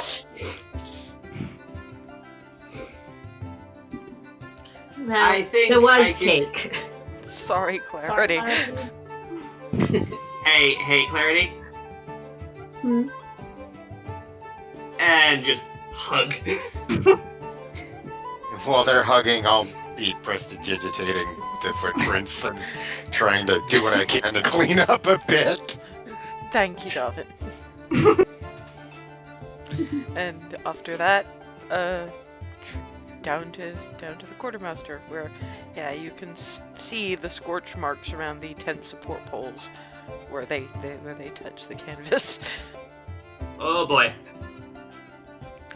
And so as you go in, you see sitting on a table is a halfling with Einstein pale blonde hair, indeterminate gender, munching on a sandwich. Hi. Big swallow. Ah, you must be the tiefling that they were telling me about. And yeah, Alice did this person's voice wonderfully. Which means that I will need measurements from you, so if you could stand over there, arms out, please. Thank you very much. And then we will deal with it. It would be you. The pointing at Hazel. You is birthday, yes. Mm-hmm. I'm Remy takes concerned. Remy takes Can a I step away insight from check? Hazel. Can I insight check to see if this is like incoming? Oh no! Like how much ducking am I gonna have to brace myself for? By all means, but keep in mind, the only thing insight will tell you is whether this individual thinks that it's duck worthy. Well, may as well figure that out, because I can already see with Remy. Remy's just going, nope. 15. They think it's fine. Not sure if she'd have a concern or not, so I'm just going to kind of let it happen and hope my reflexes can save me. so I'm sure you'll be fine. Since the one in all the armor who stepped away. Actually, no, probably not wearing the armor at this. Well, no, because there was the combat, and no, would have taken it off for dinner. So yeah, stepping away is probably wise, because you never know. Clarity gets measurements. I was not that far off. A little bit far off. I did not imagine quite this much of bust.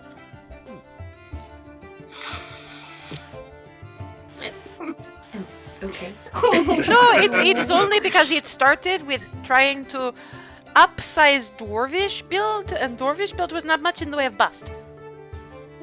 So it did not occur to me. Just staring. Middle space. Trying not to look. It's just as well that I did not try to model on the not human that was with this one, because then it would have been too much of bust. You're right nice in the middle there. Yep. This is a lot of talking about my bust. There's color going up the face. Hair starting to go places. Well, yes, because I have to make sure your armor fits. Mm-hmm. Is Yeah, a thing that is much of necessary because you do not want them to get all smushed. Yep. No. Got it. Yep. It should be ready for you in a couple of days. Now it is goodness. This is a color you have turned. We might not have a couple of days. I will try to speed it up. Thank you. All the same is still needing to be stitching and cutting and the I will not say thing again because this one also goes colors and then this one goes even more colors. And while it will be interesting for science to see what kinds of colors this one will go if I kept on talking about the things that apparently is too much of being discussed, it's probably not time for science either. Which is a shame. There should always be time for science! Unfortunately, there are a lot of things that need to be taken care of. Yes, I could have just stayed back in Egref and done science, but no, I had to be involved in war. War does not leave enough time for science. They told me there was going to be a lot of hurry up and wait where I could do science, but no, there's not science. There's everybody wanting things from me. But this will be more fun. You, wait there. Near, under the desk. There's rummaging, and clattering, clonk, clonk. Very quiet. Boom. Comes out with a green knitted hat.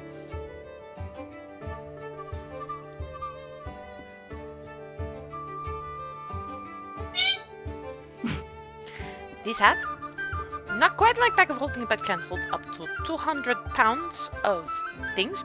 As it tips it upside down and opens it, and bags of what appear to be candies and sweetie things come out.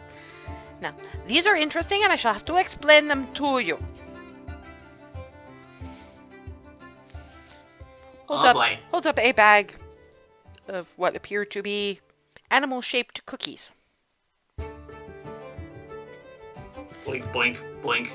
Now you see, if you eat one of these, you can talk to the kind of animal you have eaten for 4 hours.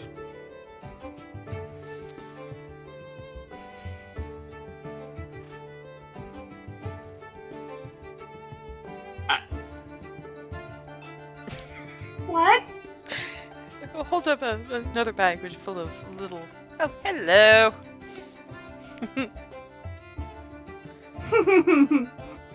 Holds out a bag of red heart-shaped candies. These are cinnamon fire candies. You eat one, and they will...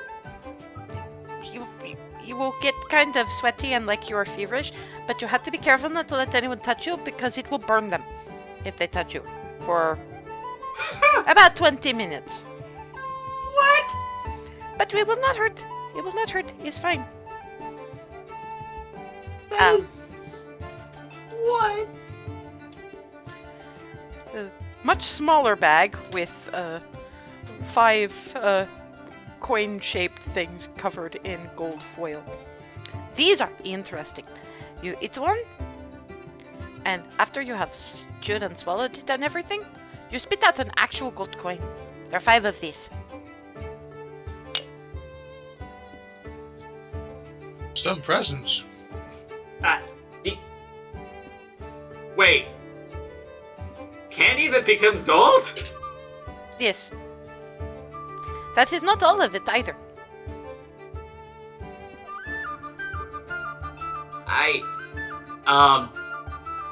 Thank you. Thank you a lot. This is very weird, but very cool. How many people are there? This is Agraf. How many people are there in your party? 8. No, 7 now. 8. 7. Oh, Because first it's 7. Yep. Okay, then you will probably need 7 of these. And pulls out some donut-shaped mints. Basically, they're like mint lifesavers. These ones, you eat them, nothing seems to happen, but we have found that if after eating one you are knocked unconscious, you stabilize. It will not let you be unconscious, at least the first time. Basically, the next time the user takes a knockout blow, automatically stabilized and returned to 1 HP. Huh. So, is a useful thing for when you are... There is... That sounds like maximum useful for well, my career choice. Upcoming. Yes, you then have, pulls out 4 sugar-coated candies shaped like little skulls. These ones you have to be careful with. You can only eat one per day or it will be unpleasant for you. But you eat one, and for a little while, a couple of minutes at most, your spit, it becomes very, very acidic and can basically melt through all but the strongest metals. So I could literally chew through No, spit. jail bars. But, well, yes, but more spit and let them see, because you still do not want to do the thing with your teeth.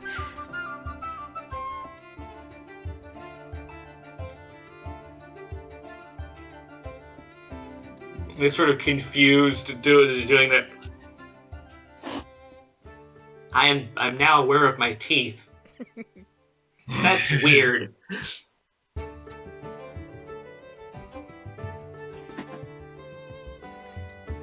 And I do not know if you want this, but I still have these things. And pulls out a foot-long snake of the same variety as you'd see squidgy bears. In a word, yes. You should hear what it does first. You eat this, and you grow 2 very long fangs, and your bite is poisonous for 4 hours.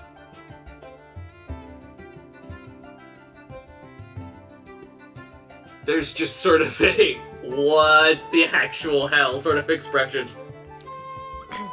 And there's a bigger bag, which is just generic sort of boiled sweets kind of thing. These will taste like your favorite candy. Anyone who eats it will taste their favorite candy. That's why there is more of them than there is. Sticks everything back into the hat. And hands it to Hazel. Happy birthday! Yay! Thank you. I take the hat. Yay! Thank you. Also, hugs. Boing!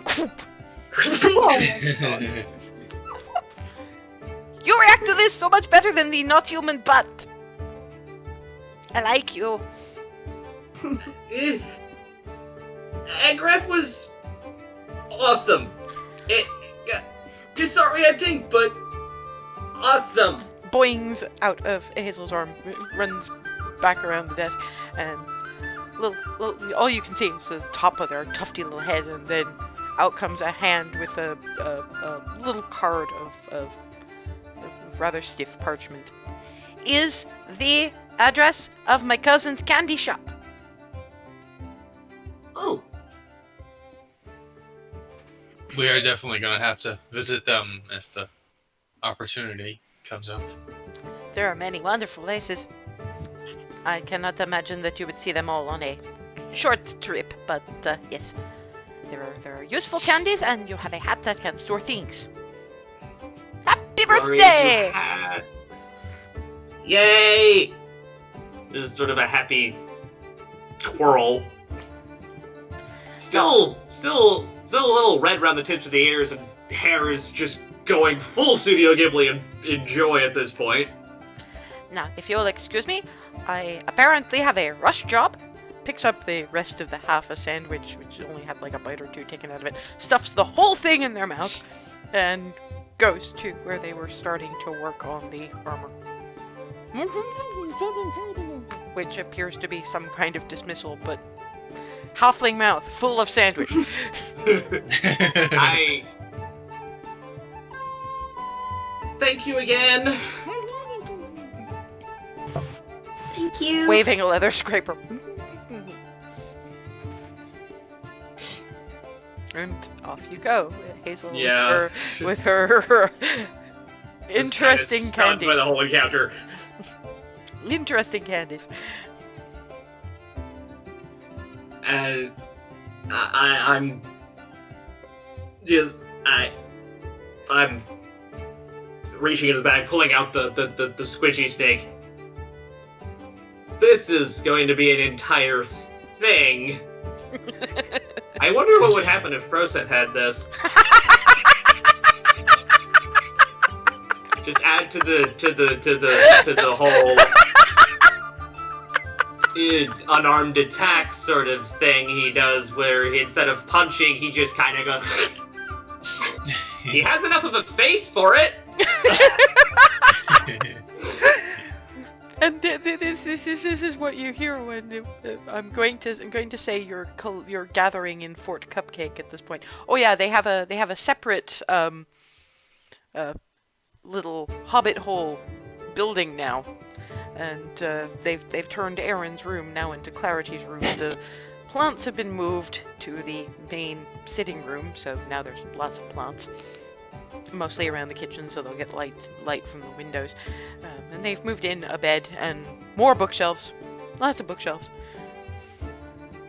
And Noop has colonized the bed. Oof. Oh, Glorious hi. Nuke, there you are! Been wondering where you'd gotten off In a to. while. Looks at Clarity in a kind of a, do I consider that you have betrayed me by leaving? Nah, I want pets, and then poof onto the shoulders. Just so poof over there. And then just flops. Like a fur collar. So yeah, you guys enter, and while Clarity is checking out the room, you've got Hazel talking to Remy about, well, he's got the face for it! Holding up a squidgy bear-like snake out of a hat. I think I speak for all of us when I say, what? So, apparently... Okay, we went there and their armor things were discussed. Steam. Looks at And Clarity. What is then there she was- not saying? Why does she have that? I had measurements taken. Oh yeah, if we're ever next in Egref again, I'll have to take you to Coeur d'Alene's. Fitted for a proper brassiere. Oh. Alright. Well, come on, running around the way we do. You need something that No. fits properly. Good. Yep. And everybody's uncomfortable with talking about this. Okay, I will shut up. Look, consider where I worked. Anyway, Where did you work? I think I mentioned as sort of a cross between the Bravo's Boast and the Rosenbauer. Oh. Gotcha. Dad was Oh! a tailor. Measurements were a thing. Reed, by the way, walks up to Remy, digs around in one of her belt pouches, takes Remy's hand and slaps 3 gold into it. I don't want it to have ever been transactional, so I'm considering it a long repaid loan. And walks away.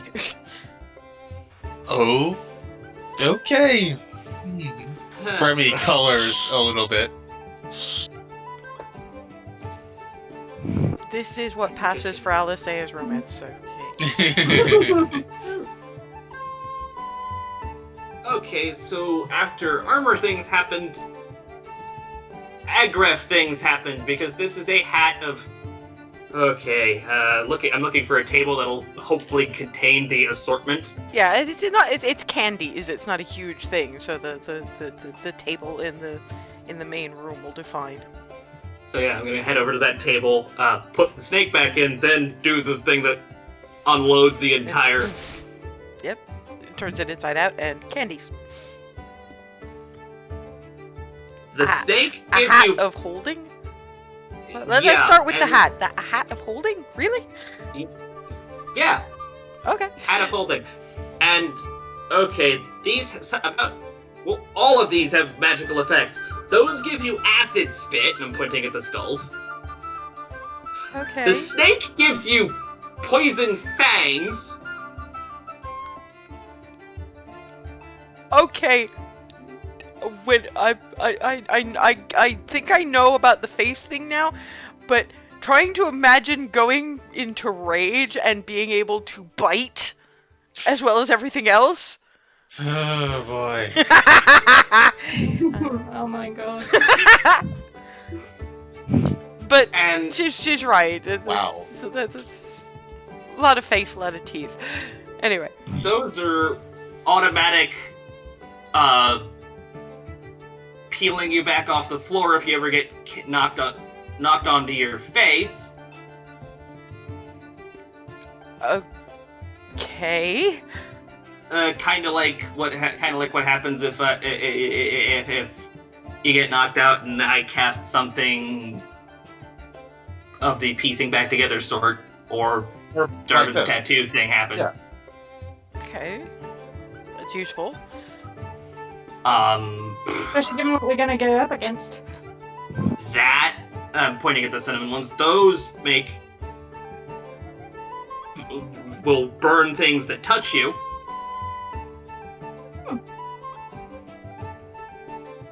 Which one was? Then I'm holding up the ones that generate. These make gold. Basically, as in, eat them and they're you- chocolate coins. Yeah, you eat this, and then after you swallow, you spit out gold.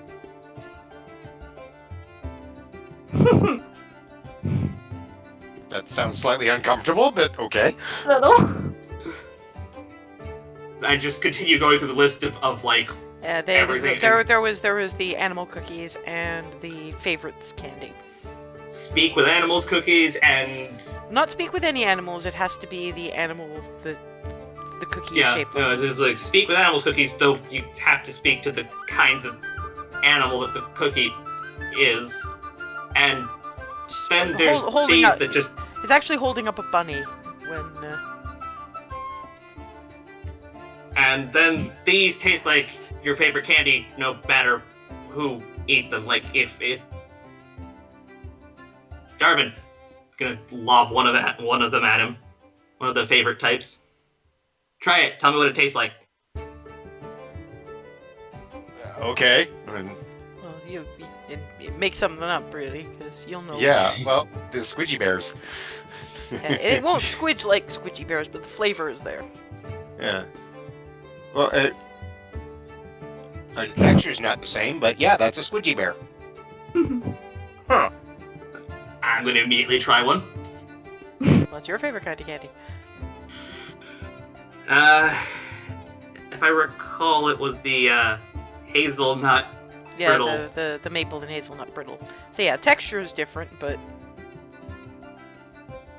Yeah, this is the hazelnut stuff. Wow. So whew. she We probably have she a- probably also tucked the business card in there too.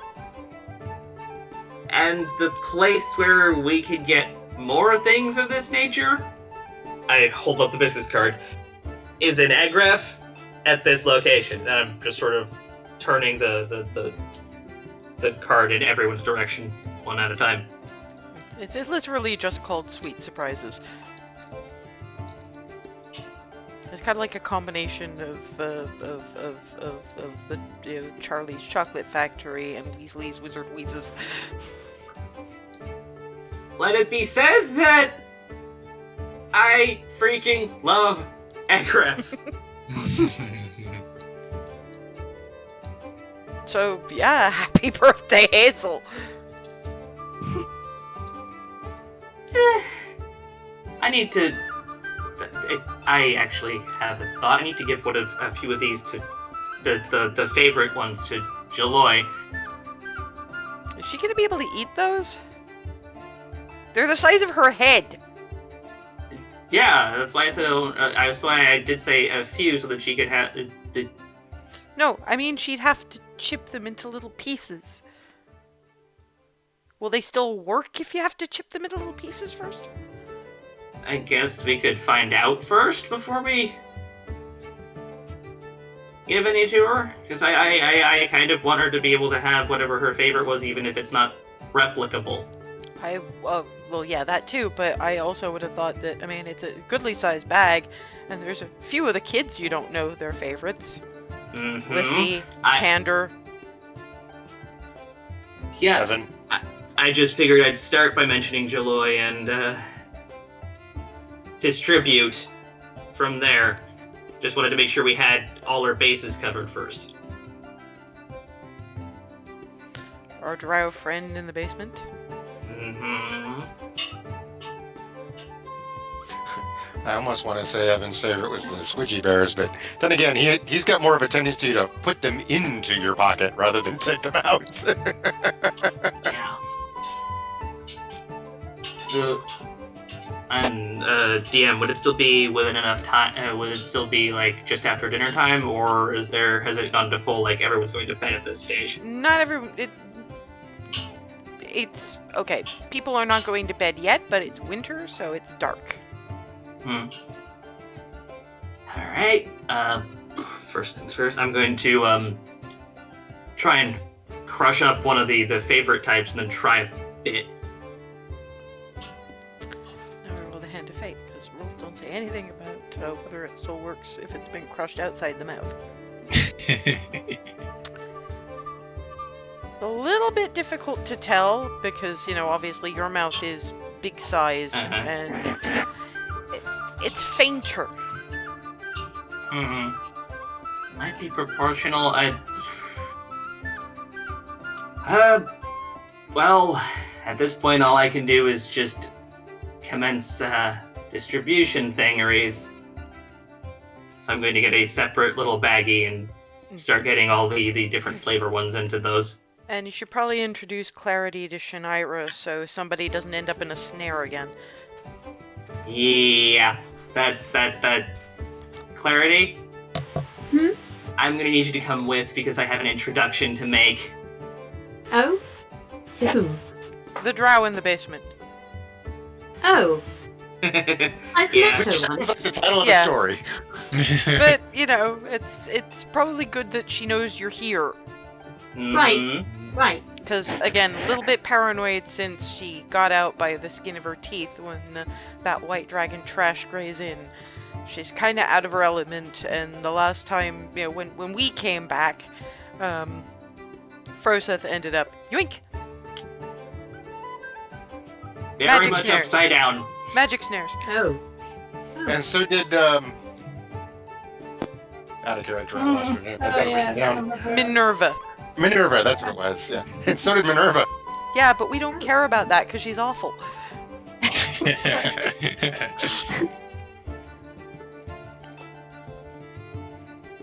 Alright, well. I still have Either way. stuff. I still have stuff to write. So Once I get all that stuff collected into baggies, you can. Nope. You willing to put up with a little bit of a journey with us? Noop's not moving. All hail Noop. And so onward to Hearthhome for Hazel and Clarity. When you get there, Shinaira is hooded and picking at dinner, just trying to avoid the lights as much as possible, but also apparently trying real hard to be semi-social. And looks up, and all you see is the sort of glimmer of eyes in the back of the hood. Oh, you came back. Yeah, Clarity's back. I You're have a little muted. something. There you go. It's good to see you again. And then thinks about it and then slides the hood back just a little briefly. Okay, now you can see me. Now not so much. But That's you said alright. it was nice to see me and you didn't, so well, not entirely, so it... Anyway, yeah. Me. So, I have a little something for you. And I'm producing Why? one of the baggies and pulling out a candy. These taste like your favorite candy, no matter who eats them. So if I eat them, it tastes like my favorite candy, and if you eat them, it tastes like your favorite sweet thing.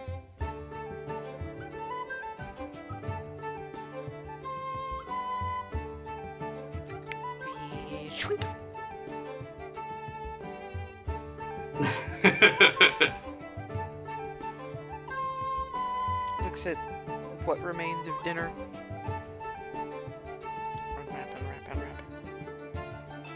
Then looks at the paper bit. Do I eat this bit? No, just the bit that's in the wrapper.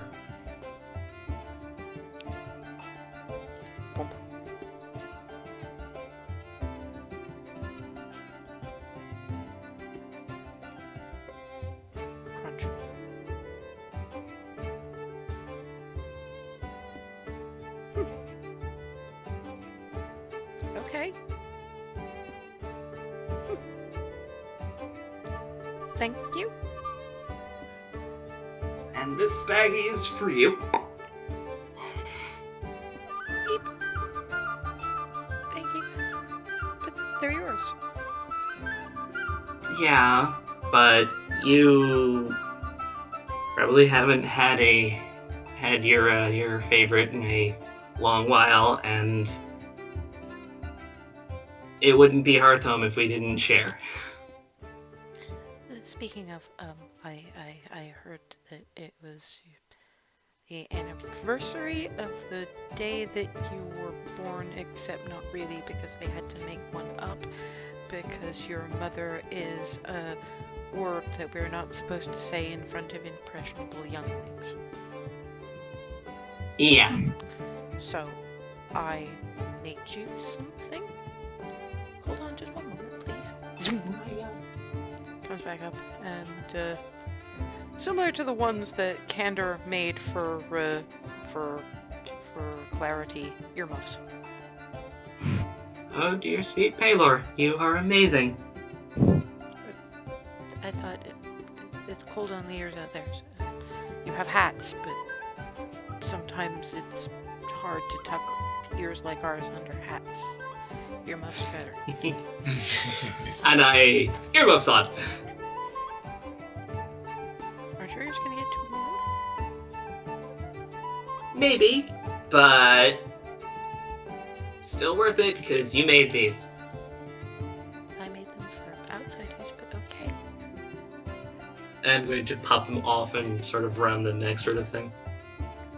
Well, I've had dinner and I'm going to go patrolling, but I will make sure the snares don't get you. In Clarity. Thank you. I'm still very sorry about first. I didn't mean to, It's okay. but there was attacking.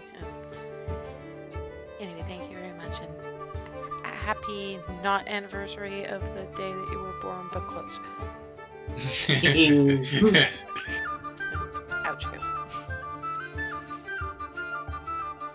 Still not great with being like out, but she tries.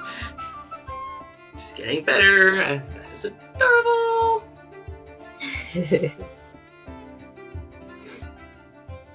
Okay, now where is Jaloy? Probably in the dollhouse, waiting to be able to show it off to Clarity. Onwards to dollhouses. Yes. Very excited to see it.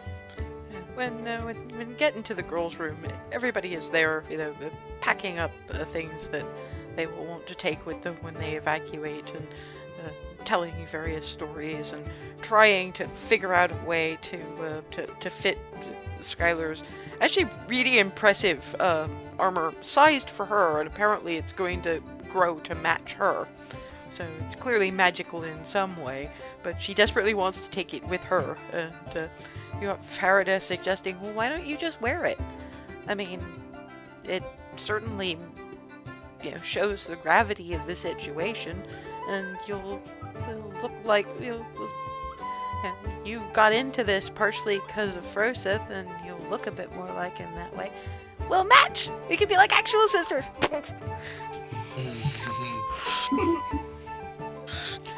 Waves of Clarity. Hi! Hi. I like your armor. Thank you. Apparently, a really powerful lady in a desert place had it made just for me.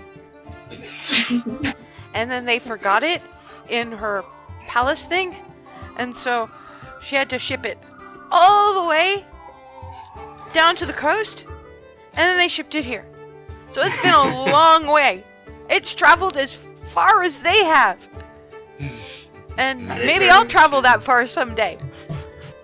Yeah. Will be a grand adventure. Yeah. For now, Faraday is right. When we go, I will wear it out. It's not going to be scaredy for them if somebody my age turns up wearing armor. Nah. We've heard stories from Hazel about that farm. Apparently, they have all sorts of interesting that goes clank over there. Very interesting things that go clank. You'll like it. And yeah, he's got the Jaloy looking out the side of the dollhouse. Hello. Hello. Look. Can I And- see what you've got? Yeah, and it shows it. She's actually set up a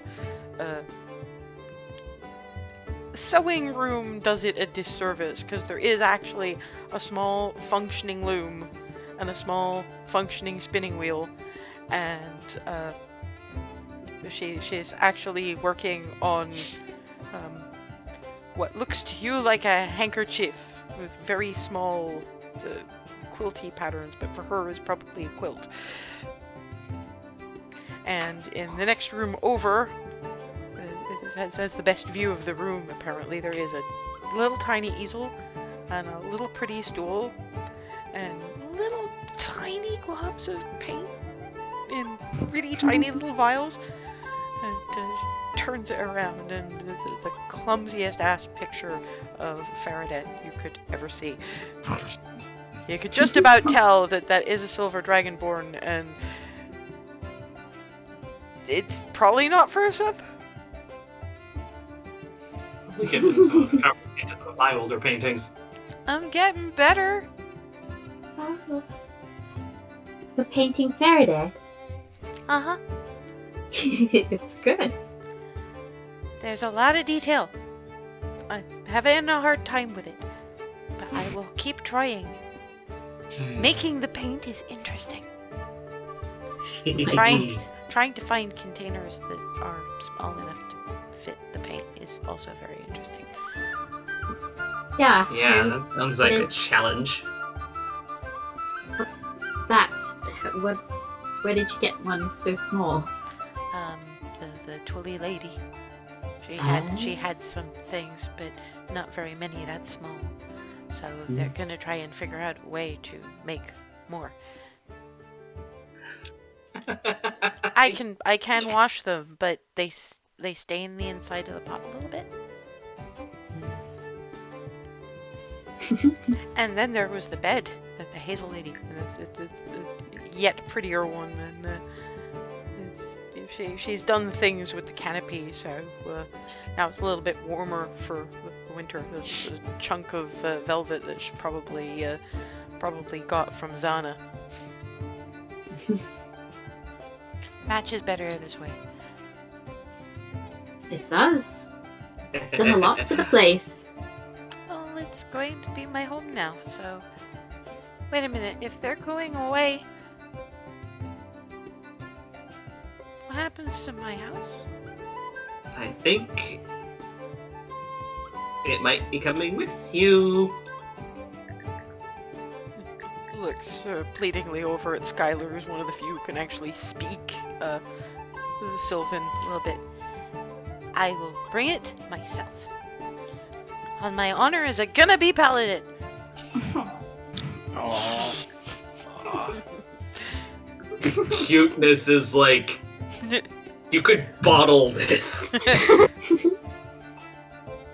Thank you. I didn't want another home to get squished by bad people.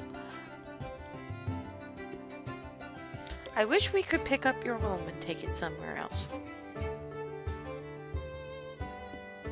The kids go a little bit... Skylar, anyway, goes a little bit quiet at that, decides not to translate it. Well... We just can't pack the house because you don't like us touching your furniture. So, we'll just have to take the whole thing. Things might shift around in the moving, but we'll try to be careful. Please don't turn me into anything, and unless you could turn me into a fairy dragon. Could you turn me into a fairy dragon? No, I'm sorry. I can only turn you into smaller beasts, not... Fairy dragons are different. Oh, okay. If you're gonna turn me into anything, though, can you turn me into something that's as close to dragon as you can get? Dear God. Okay.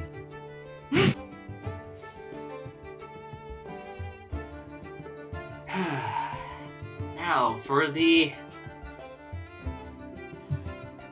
little bit additional positivity. Jaloy, I have a little something for you out of the wondrously wacky candy assortment. And I'm going to produce a few of the Fragments aforementioned of candies. candies. Yep. They taste like your favorite sweet thing. Just I'm pretty sure they still work if you just take off a little piece and have that, because these things are kind of awkwardly sized. Yeah, I don't think I could fit one of those in my mouth. Yeah. Holes the thing down into the kitchen in the little dollhouse and pulls out what appears to be a very tiny ice pick and just Oh God! lunch.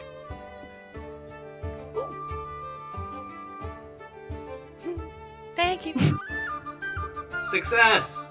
And I'm going to provide her with something like another 2 to 3 of them, besides the one. Probably too many. I'm not gonna go through all this. It shoves one of them back. Alright. 3 total is fine, thank you. Got it. You have Lissy going, wacky candy assortment? Yeah, a bunch of magical candies from a place in Agraf. Ooh. These taste like your favorite sweet thing. I don't know if I have a favorite sweet thing. Let's find out then, and I'm giving Lissy her own little baggie. Ooh. That's a lot, thank you. Unwraps lunch.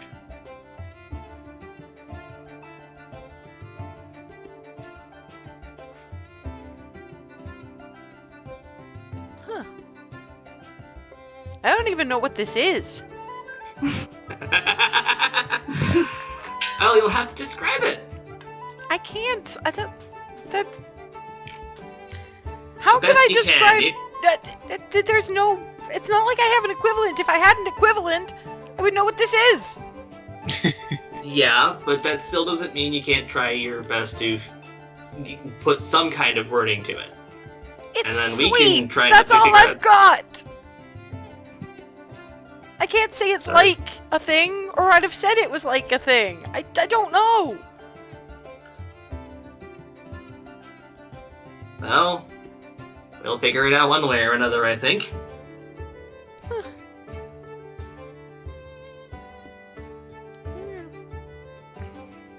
Hmm. It's gonna bug me now. But thank you. Happy to Yeah, that's To share, that's to provide, really gonna to- bug me now. and to give you a little bit of a mystery to solve, I guess. It's a frustration, but that too. Not your fault. Sorry about that, No, bit. it's not your fault. I didn't have a whole lot of sweets when I was growing up. So I guess now you know that even if you don't know what your favorite is and have never actually tried it before, it'll come up. It'll with- know. Yeah. That's actually really cool. Huh. Now, where is Candor? Boys' room. They're packing up too. I'm going to sort of side shuffle around to there. Okay, yeah, the boys are packing up. A couple of them are, Keth in particular, reading the riot act to Evan, who is now no longer Raccoon. Did you really have to trash the cake? I was just trying to reach it. When you're a raccoon, you climb. You climb perfectly fine when you're gnome-sized and gnome-shaped, and you're not all that much smaller as a raccoon. Well, I'm not. I was trying not to let anybody see me on the counter. They said I'm not allowed on the counter. So I didn't go on the counter. So I just reached, and I'm not used to my hands being that small, and whoop, poof. There is zero arguing with you, is there, kid? You can try. Hello! Hey, sis. I have bits and bobs from a wacky candy assortment for folks in here. Candor, where are you? Andrew sort of sticks his head out of a chest of drawers. Hi, Clarity. Hi, Hazel. Wacky what now? Candy that tastes like your favorite sweet thing. Does it work if I don't have one? Yes, How? it just does. Lissy tried it, and now she's trying to figure out what it is. That sounds fake, but okay. God damn it! And I'm handing him a bag. Okay, I have to try this.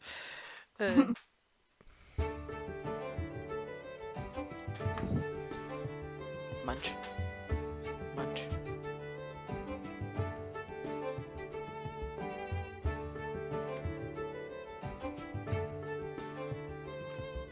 I don't think I like sweet things. It tastes like a warm ice cube. Huh. Minty. That sounds like warm ice cube. No, Other. tastes like nothing. You know, the way clear water tastes like nothing. Huh! I don't like sweet things. That's what I mean when I say I don't have one.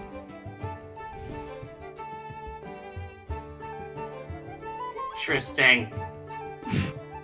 I am not science! I. Everyone is a little bit science. Let's be honest. Okay, I'm not her science! I wouldn't mind being your science, you're fine. She's flail science, and I don't want to be that. I mean, you're right. I am flail. Then hands. Thank you for trying, but I guess I just don't like sweet things. That's cool. Just cogitating to go through the list of kids and such, and just who probably hasn't had their favorite in a while. Evan. Evan. I know the cake didn't work out, but here, try one of these.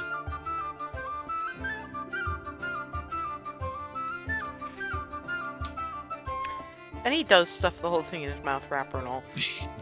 No, without the wrap. Crunch, crunch, crunch. Just chewing it with me. Can you at the very least get that wrapper out of your mouth before that goes somewhere unfortunate? Mostly with his mouth full. Mostly I taste wax paper. Yeah, you have to take the wrapper off.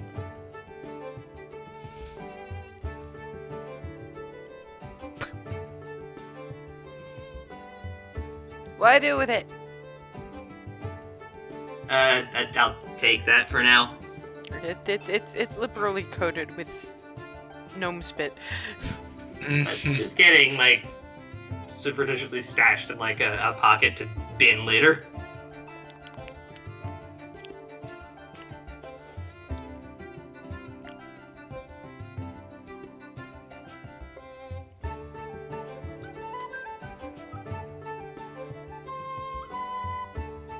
Just sort of subtle vibrating anticipation.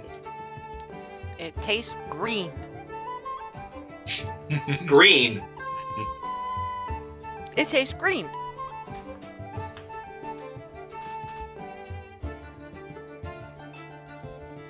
I will tell Dervin that your favorite candy tastes green. Okay.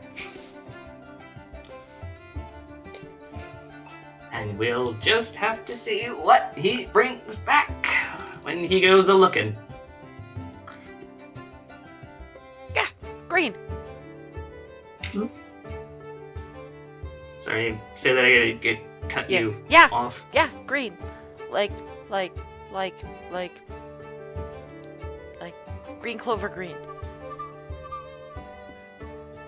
I don't. With a hint of toad. Toad green! Not toad. I don't.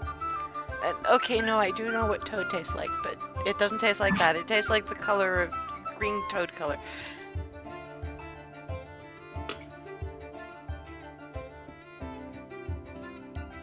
Yay. The kid has some synesthesia issues.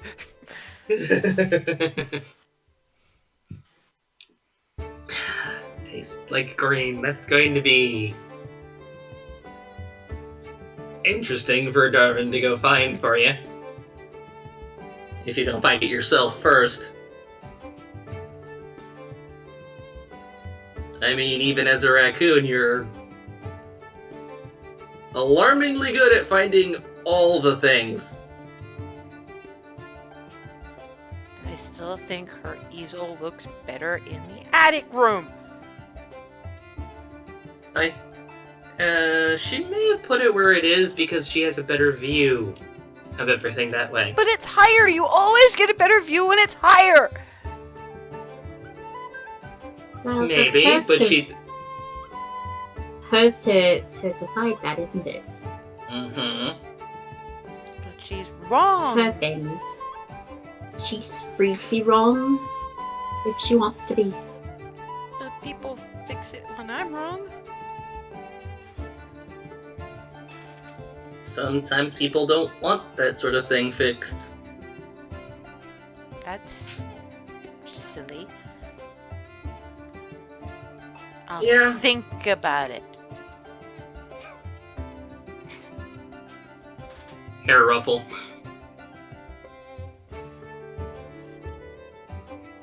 Hey, it's a step in the right direction, kiddo.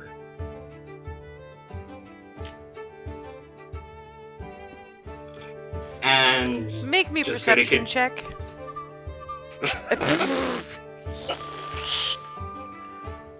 19. Yeah, no. What are you carrying on you at the moment?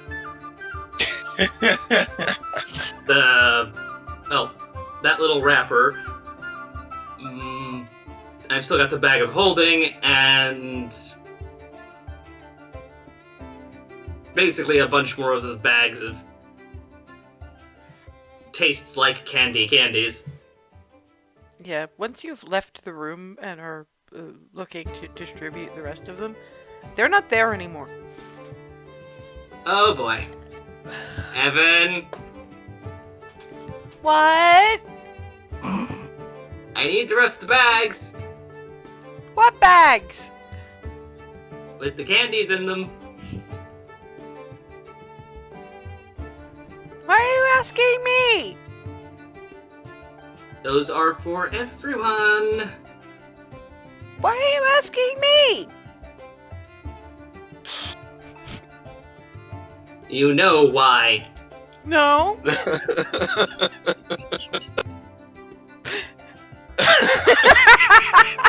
And he's just getting a look of it's sort of the I'm waiting look. No, he's fronting it out. What? You're the only one capable of making something vanish like that. But you're forgetful. No, not that much. That's not what all the stories say. Yeah. And I've gotten better about that since. Everybody who's got better at something has setbacks.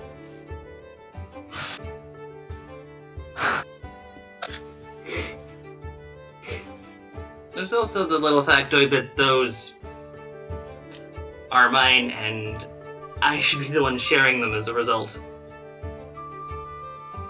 Yeah, and if I had them, I would help you. But I don't have them.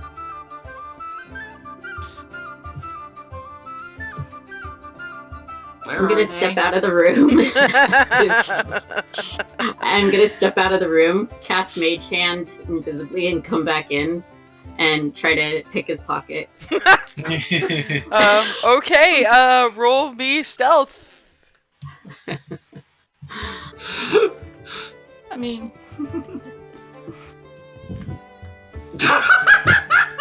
Yeah, no, he That would be a very, 26. yeah, he very much does not Nice. notice, but they're not in his pockets. Hmm. Do I see them floating up behind him? Well, the kid, she's trying to pick his pockets, and they're not there.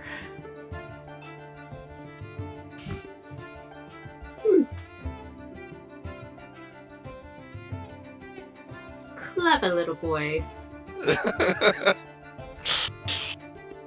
Thank you.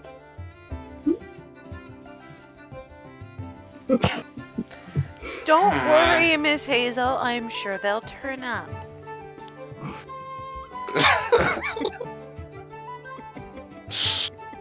Why? Why? Because things turn up sometimes. No. Why are you doing this?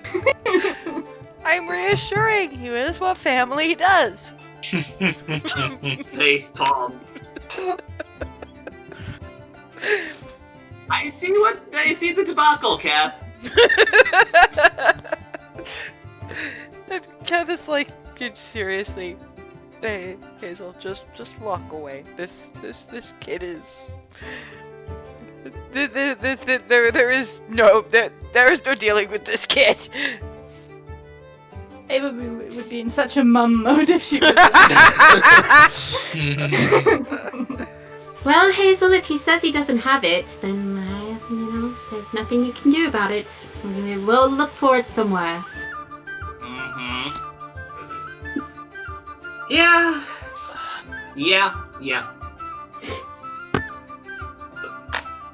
Have to kind of I follow think the lead that- on she who is smarter than me by leaps and bounds over here.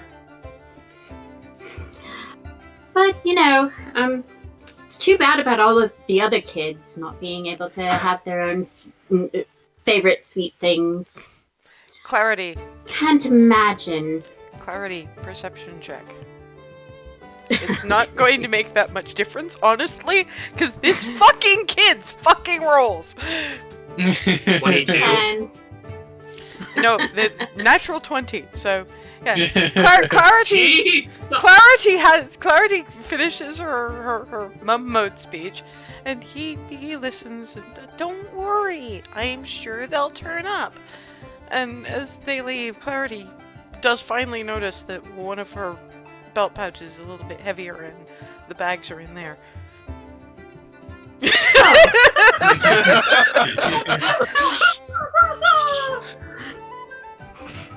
lo and behold.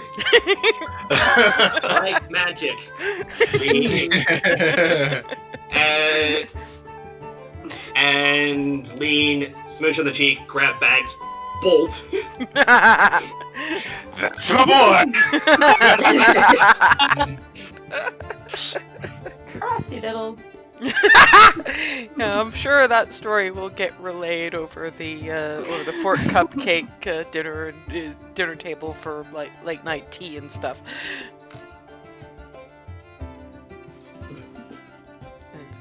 Hazel finishes her candy handing out, and that goes about as well as could be expected. And yeah, Hazel and Clarity come back, still just effing. And I'm assuming they tell the story, because let's face it, that was a little bit too good not to share. Yeah. And if they're saying Evan's name as they walk in, that's definitely going to perk Darwin's attention anyway. Just So- to be like, So huh? you all heard that, so just assume the story's been basically told. Yeah. All I'll say is just, I like that kid. He fronted it out like a pro. Tricky little. On the one hand, I'm a tiny bit disappointed, but on the other hand, I am so damn proud. I mean, that was skillful, as cheeky as it was. Yeah, and And Darvin, now you know what his favorite candy tastes like. It's green. Yeah, except I was That's thinking like Froseth, like yours, the little, the green, the T-balls, but I'm not sure where he's That- getting toad from, so I guess That's not that. toad green, so Yeah, Exactly, to be fair, the green tea balls are green tea green, not clover green.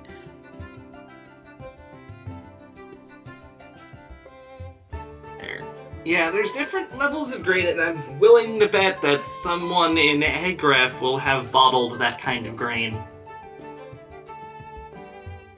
I just have to find some way to describe it. Not quite clover and not quite toad. I think he said clover with a hint of toad. Exactly. Yeah, that too. Okay. You've got to be We'll go specific. with that. Yeah. We'll go with that. So yeah, we really need to start thinking about a plan of attack here, because I mean, Twilly's still working away. Looks of it, she may crack it within the next day or so, and we need to start getting moving within the next couple of days.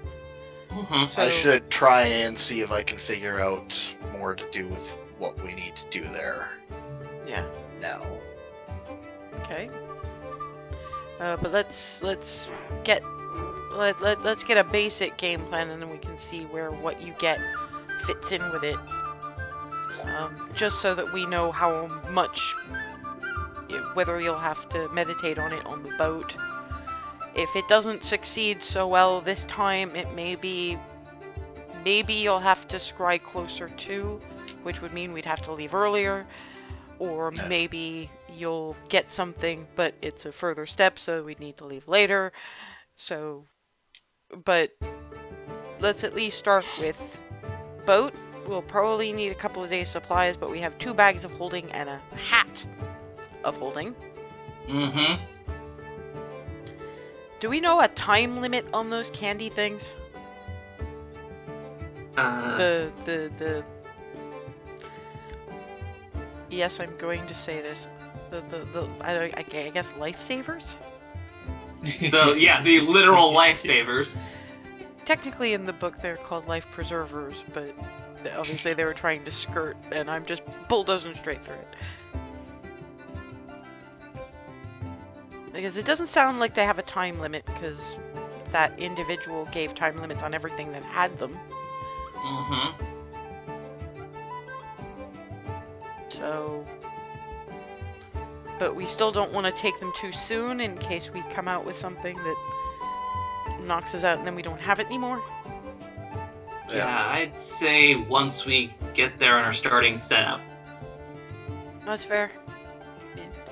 It'd probably be nice to have a little bit of sweet while we're working anyway. Mm-hmm. We should And probably then the other also- preparatory things.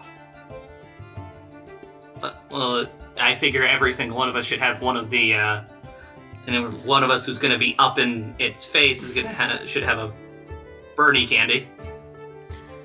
I don't know, you said those made you feel a bit feverish, and I don't know if that kind of damage is going to be enough to really make much of a difference. But if anyone was going to, it wouldn't make sense for just anyone who's up in its face to have one. It'd have to be one whose flesh is touching the creature.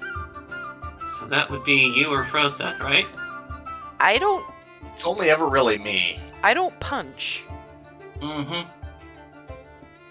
I like weapons. Swords for everyone!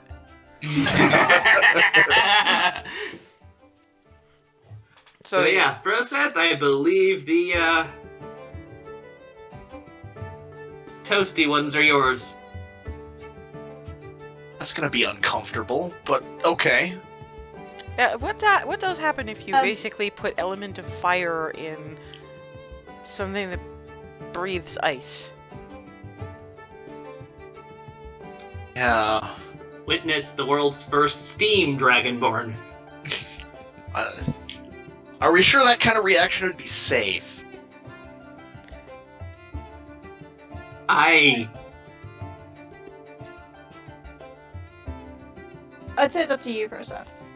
Yeah. Yeah, do not let her pressure you into this just because she Exactly. thinks it's a good idea. Especially just because she thinks it's a good idea. I'm just gonna give a suggestion, and then the choice You were is giving always yours. you were giving a suggestion. You were stating it as a fact. Yeah, I need to work on the whole wording thing. It's not just me. Think about it. We have time, Mhm. but just I'm not remember. sure. Yeah, just remember first that it's an option, but we've got a few days yet to think about it. Anyone have any ideas regarding the other ones? Not off the top of We my do- head. But Before we we don't decide want. that, sorry. No, go ahead. We should be thinking of. I mean, I'm sure she'll manage because she's amazing, but just in case the inner prismatic orb thing doesn't work, we should probably think of what we're gonna do in that case. I have an idea.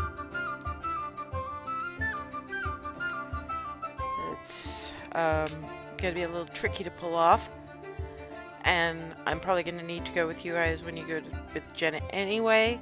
But there's some things she can provide that will help potentially, with or without the prismatic wall thing. I'm gonna need a pretty solid length of chain and a good sturdy padlock. Wind it around any part of the dragon I can reach, preferably its wings, and then heat metal. Ow! I don't like It's it. not. Right, so. it's like tying up a roast. I don't know if I'll be able to get that much chain. I'm strong, but you know, this is. I mean, the most likely thing I'm going to be able to do is get a loop of it around its neck. But Ready to start. yeah, but it'll hurt it. And as long as I can keep focus on the spell, it'll keep hurting it, and it'll make attacking harder. If I can get the wings, then maybe I'll be able to keep it from flying away. The main reason I'm saying it's gotta be me is because it's kind of up there, even when it's Big not dragon flying. and you're the one with the mobility to do it. Yeah, I mean, unless Furseth wanted to try to parkour with that much chain. Yeah. Well, that would have to be a plan C.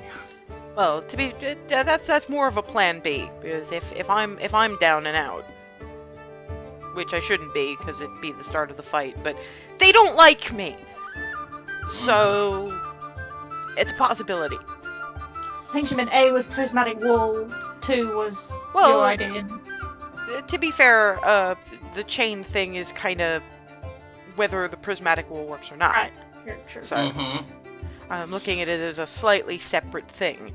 It's more useful if we don't get the prismatic wall thing working, but if you can have both, yeah. if we can have both, great. But it's still something I need to ask Jenna about because a lot of it depends on how much chain she can spare. I'll set the sword to Earth for the fight. Earthbind for me is unlikely to work, but there's a small chance. I'll have to try. Well, and there's you've also, I mean, it didn't work when you tried it on the Abishai, but there's also the water whip that you can do too. Yeah. So that's also a possibility. Also, if I'm airborne and it's trying to go up, if I can get above it, there's a chance. Thunderwave. Mm-hmm. So there's a lot of things we can do to I mean, I reduce its can- mobility, but Yeah, I can shoot it at its chest, say, and then stab it from there if I have to. you'd need a place to stand is the problem. If you shot it and you caught it in the chest, its chest is underneath. So you'd Sure. wind up however high up in the air, and then you'd fall. Sure. So Yeah, either depending you, on either if you'd hanging. yeah either well if she could grab the arrow, and then the arrow would probably break. Arrows Mhm. aren't meant Or- to take that kind of weight.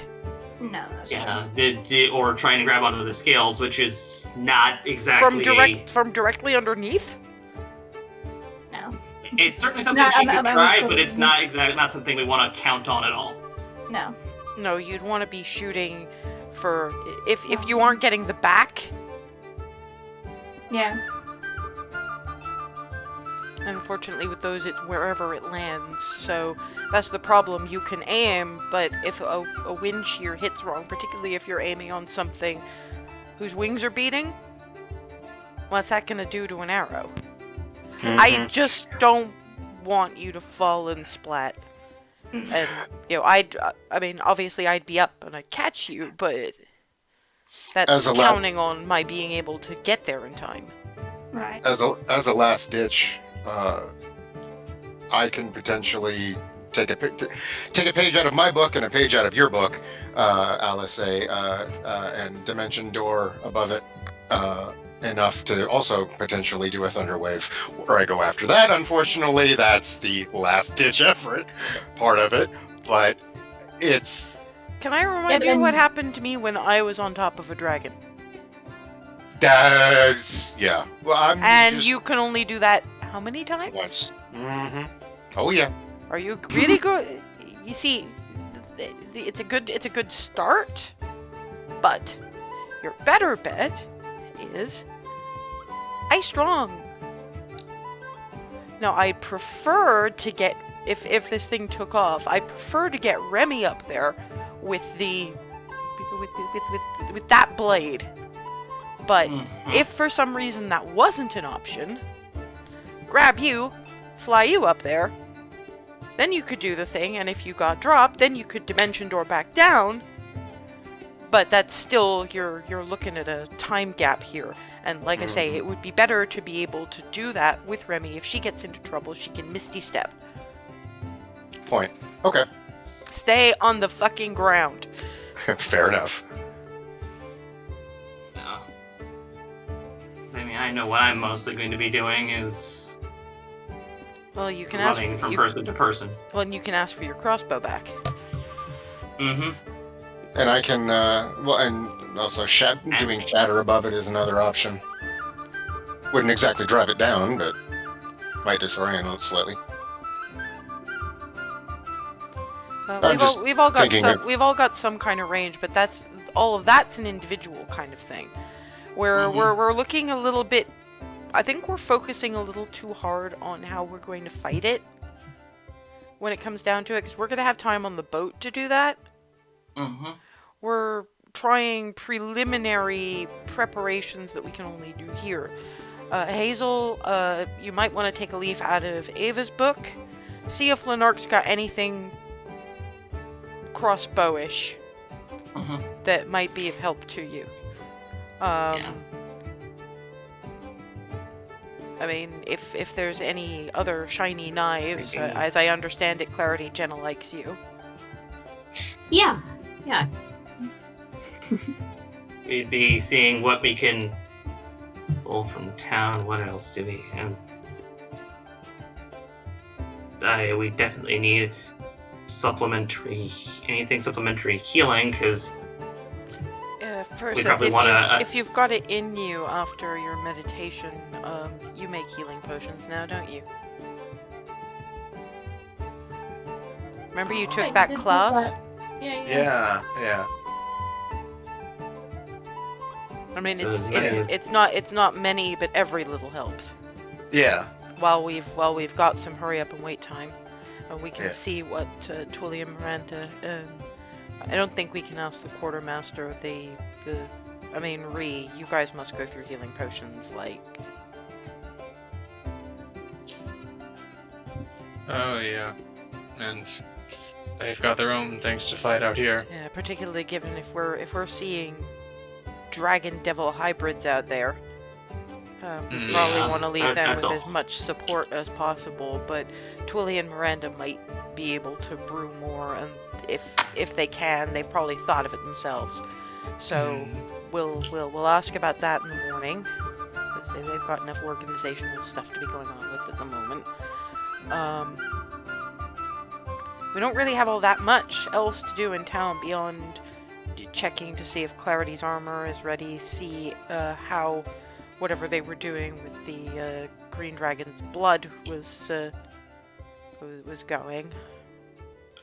Checking in with Lenark, like you said. Yeah, well, hence And- his weapons bit, yeah. Ree doesn't need anything else.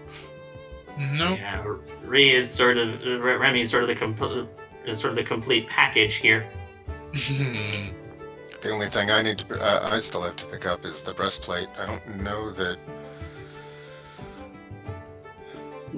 Jenna will be all set with that, I think, because it's Jenna. Just Yeah, and again, the chain.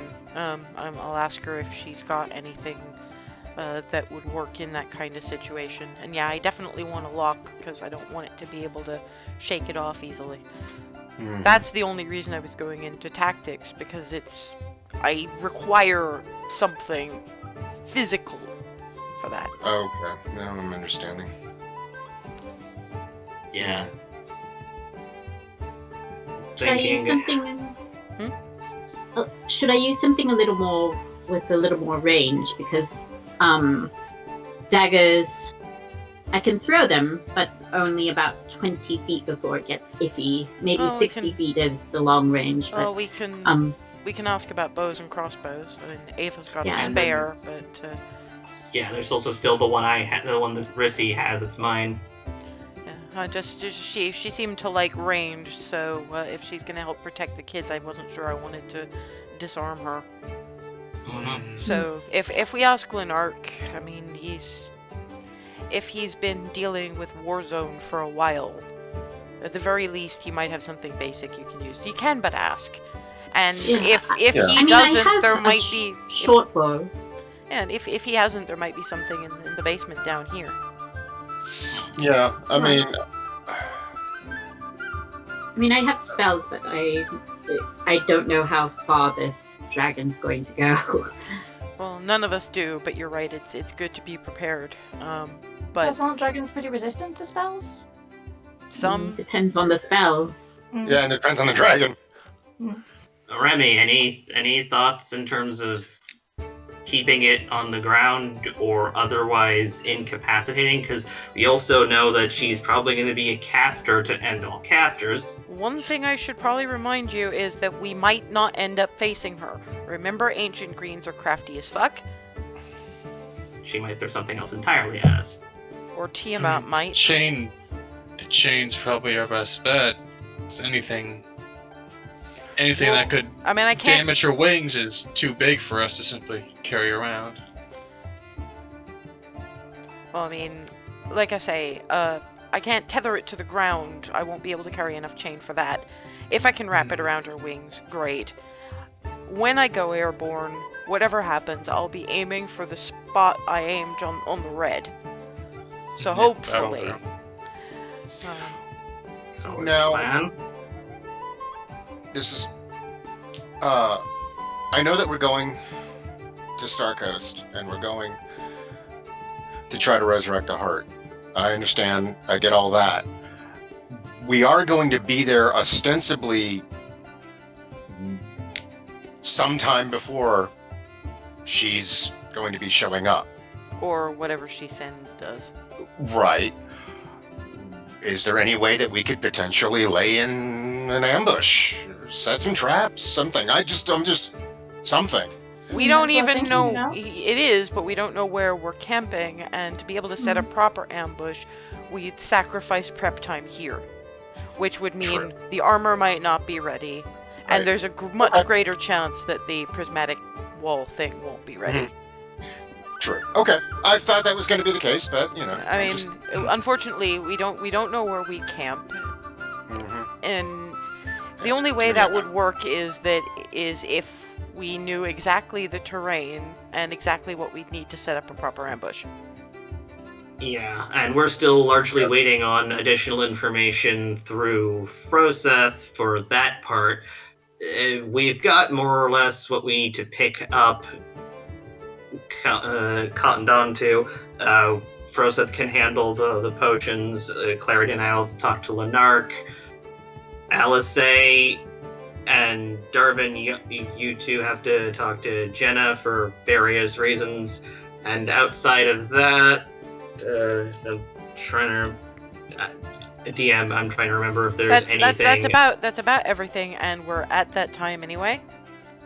So when we come back in 2 weeks, we'll do Froseth's meditation thing, and we'll work on the plan as outlined before heading in the general direction of Star Coast. There it is.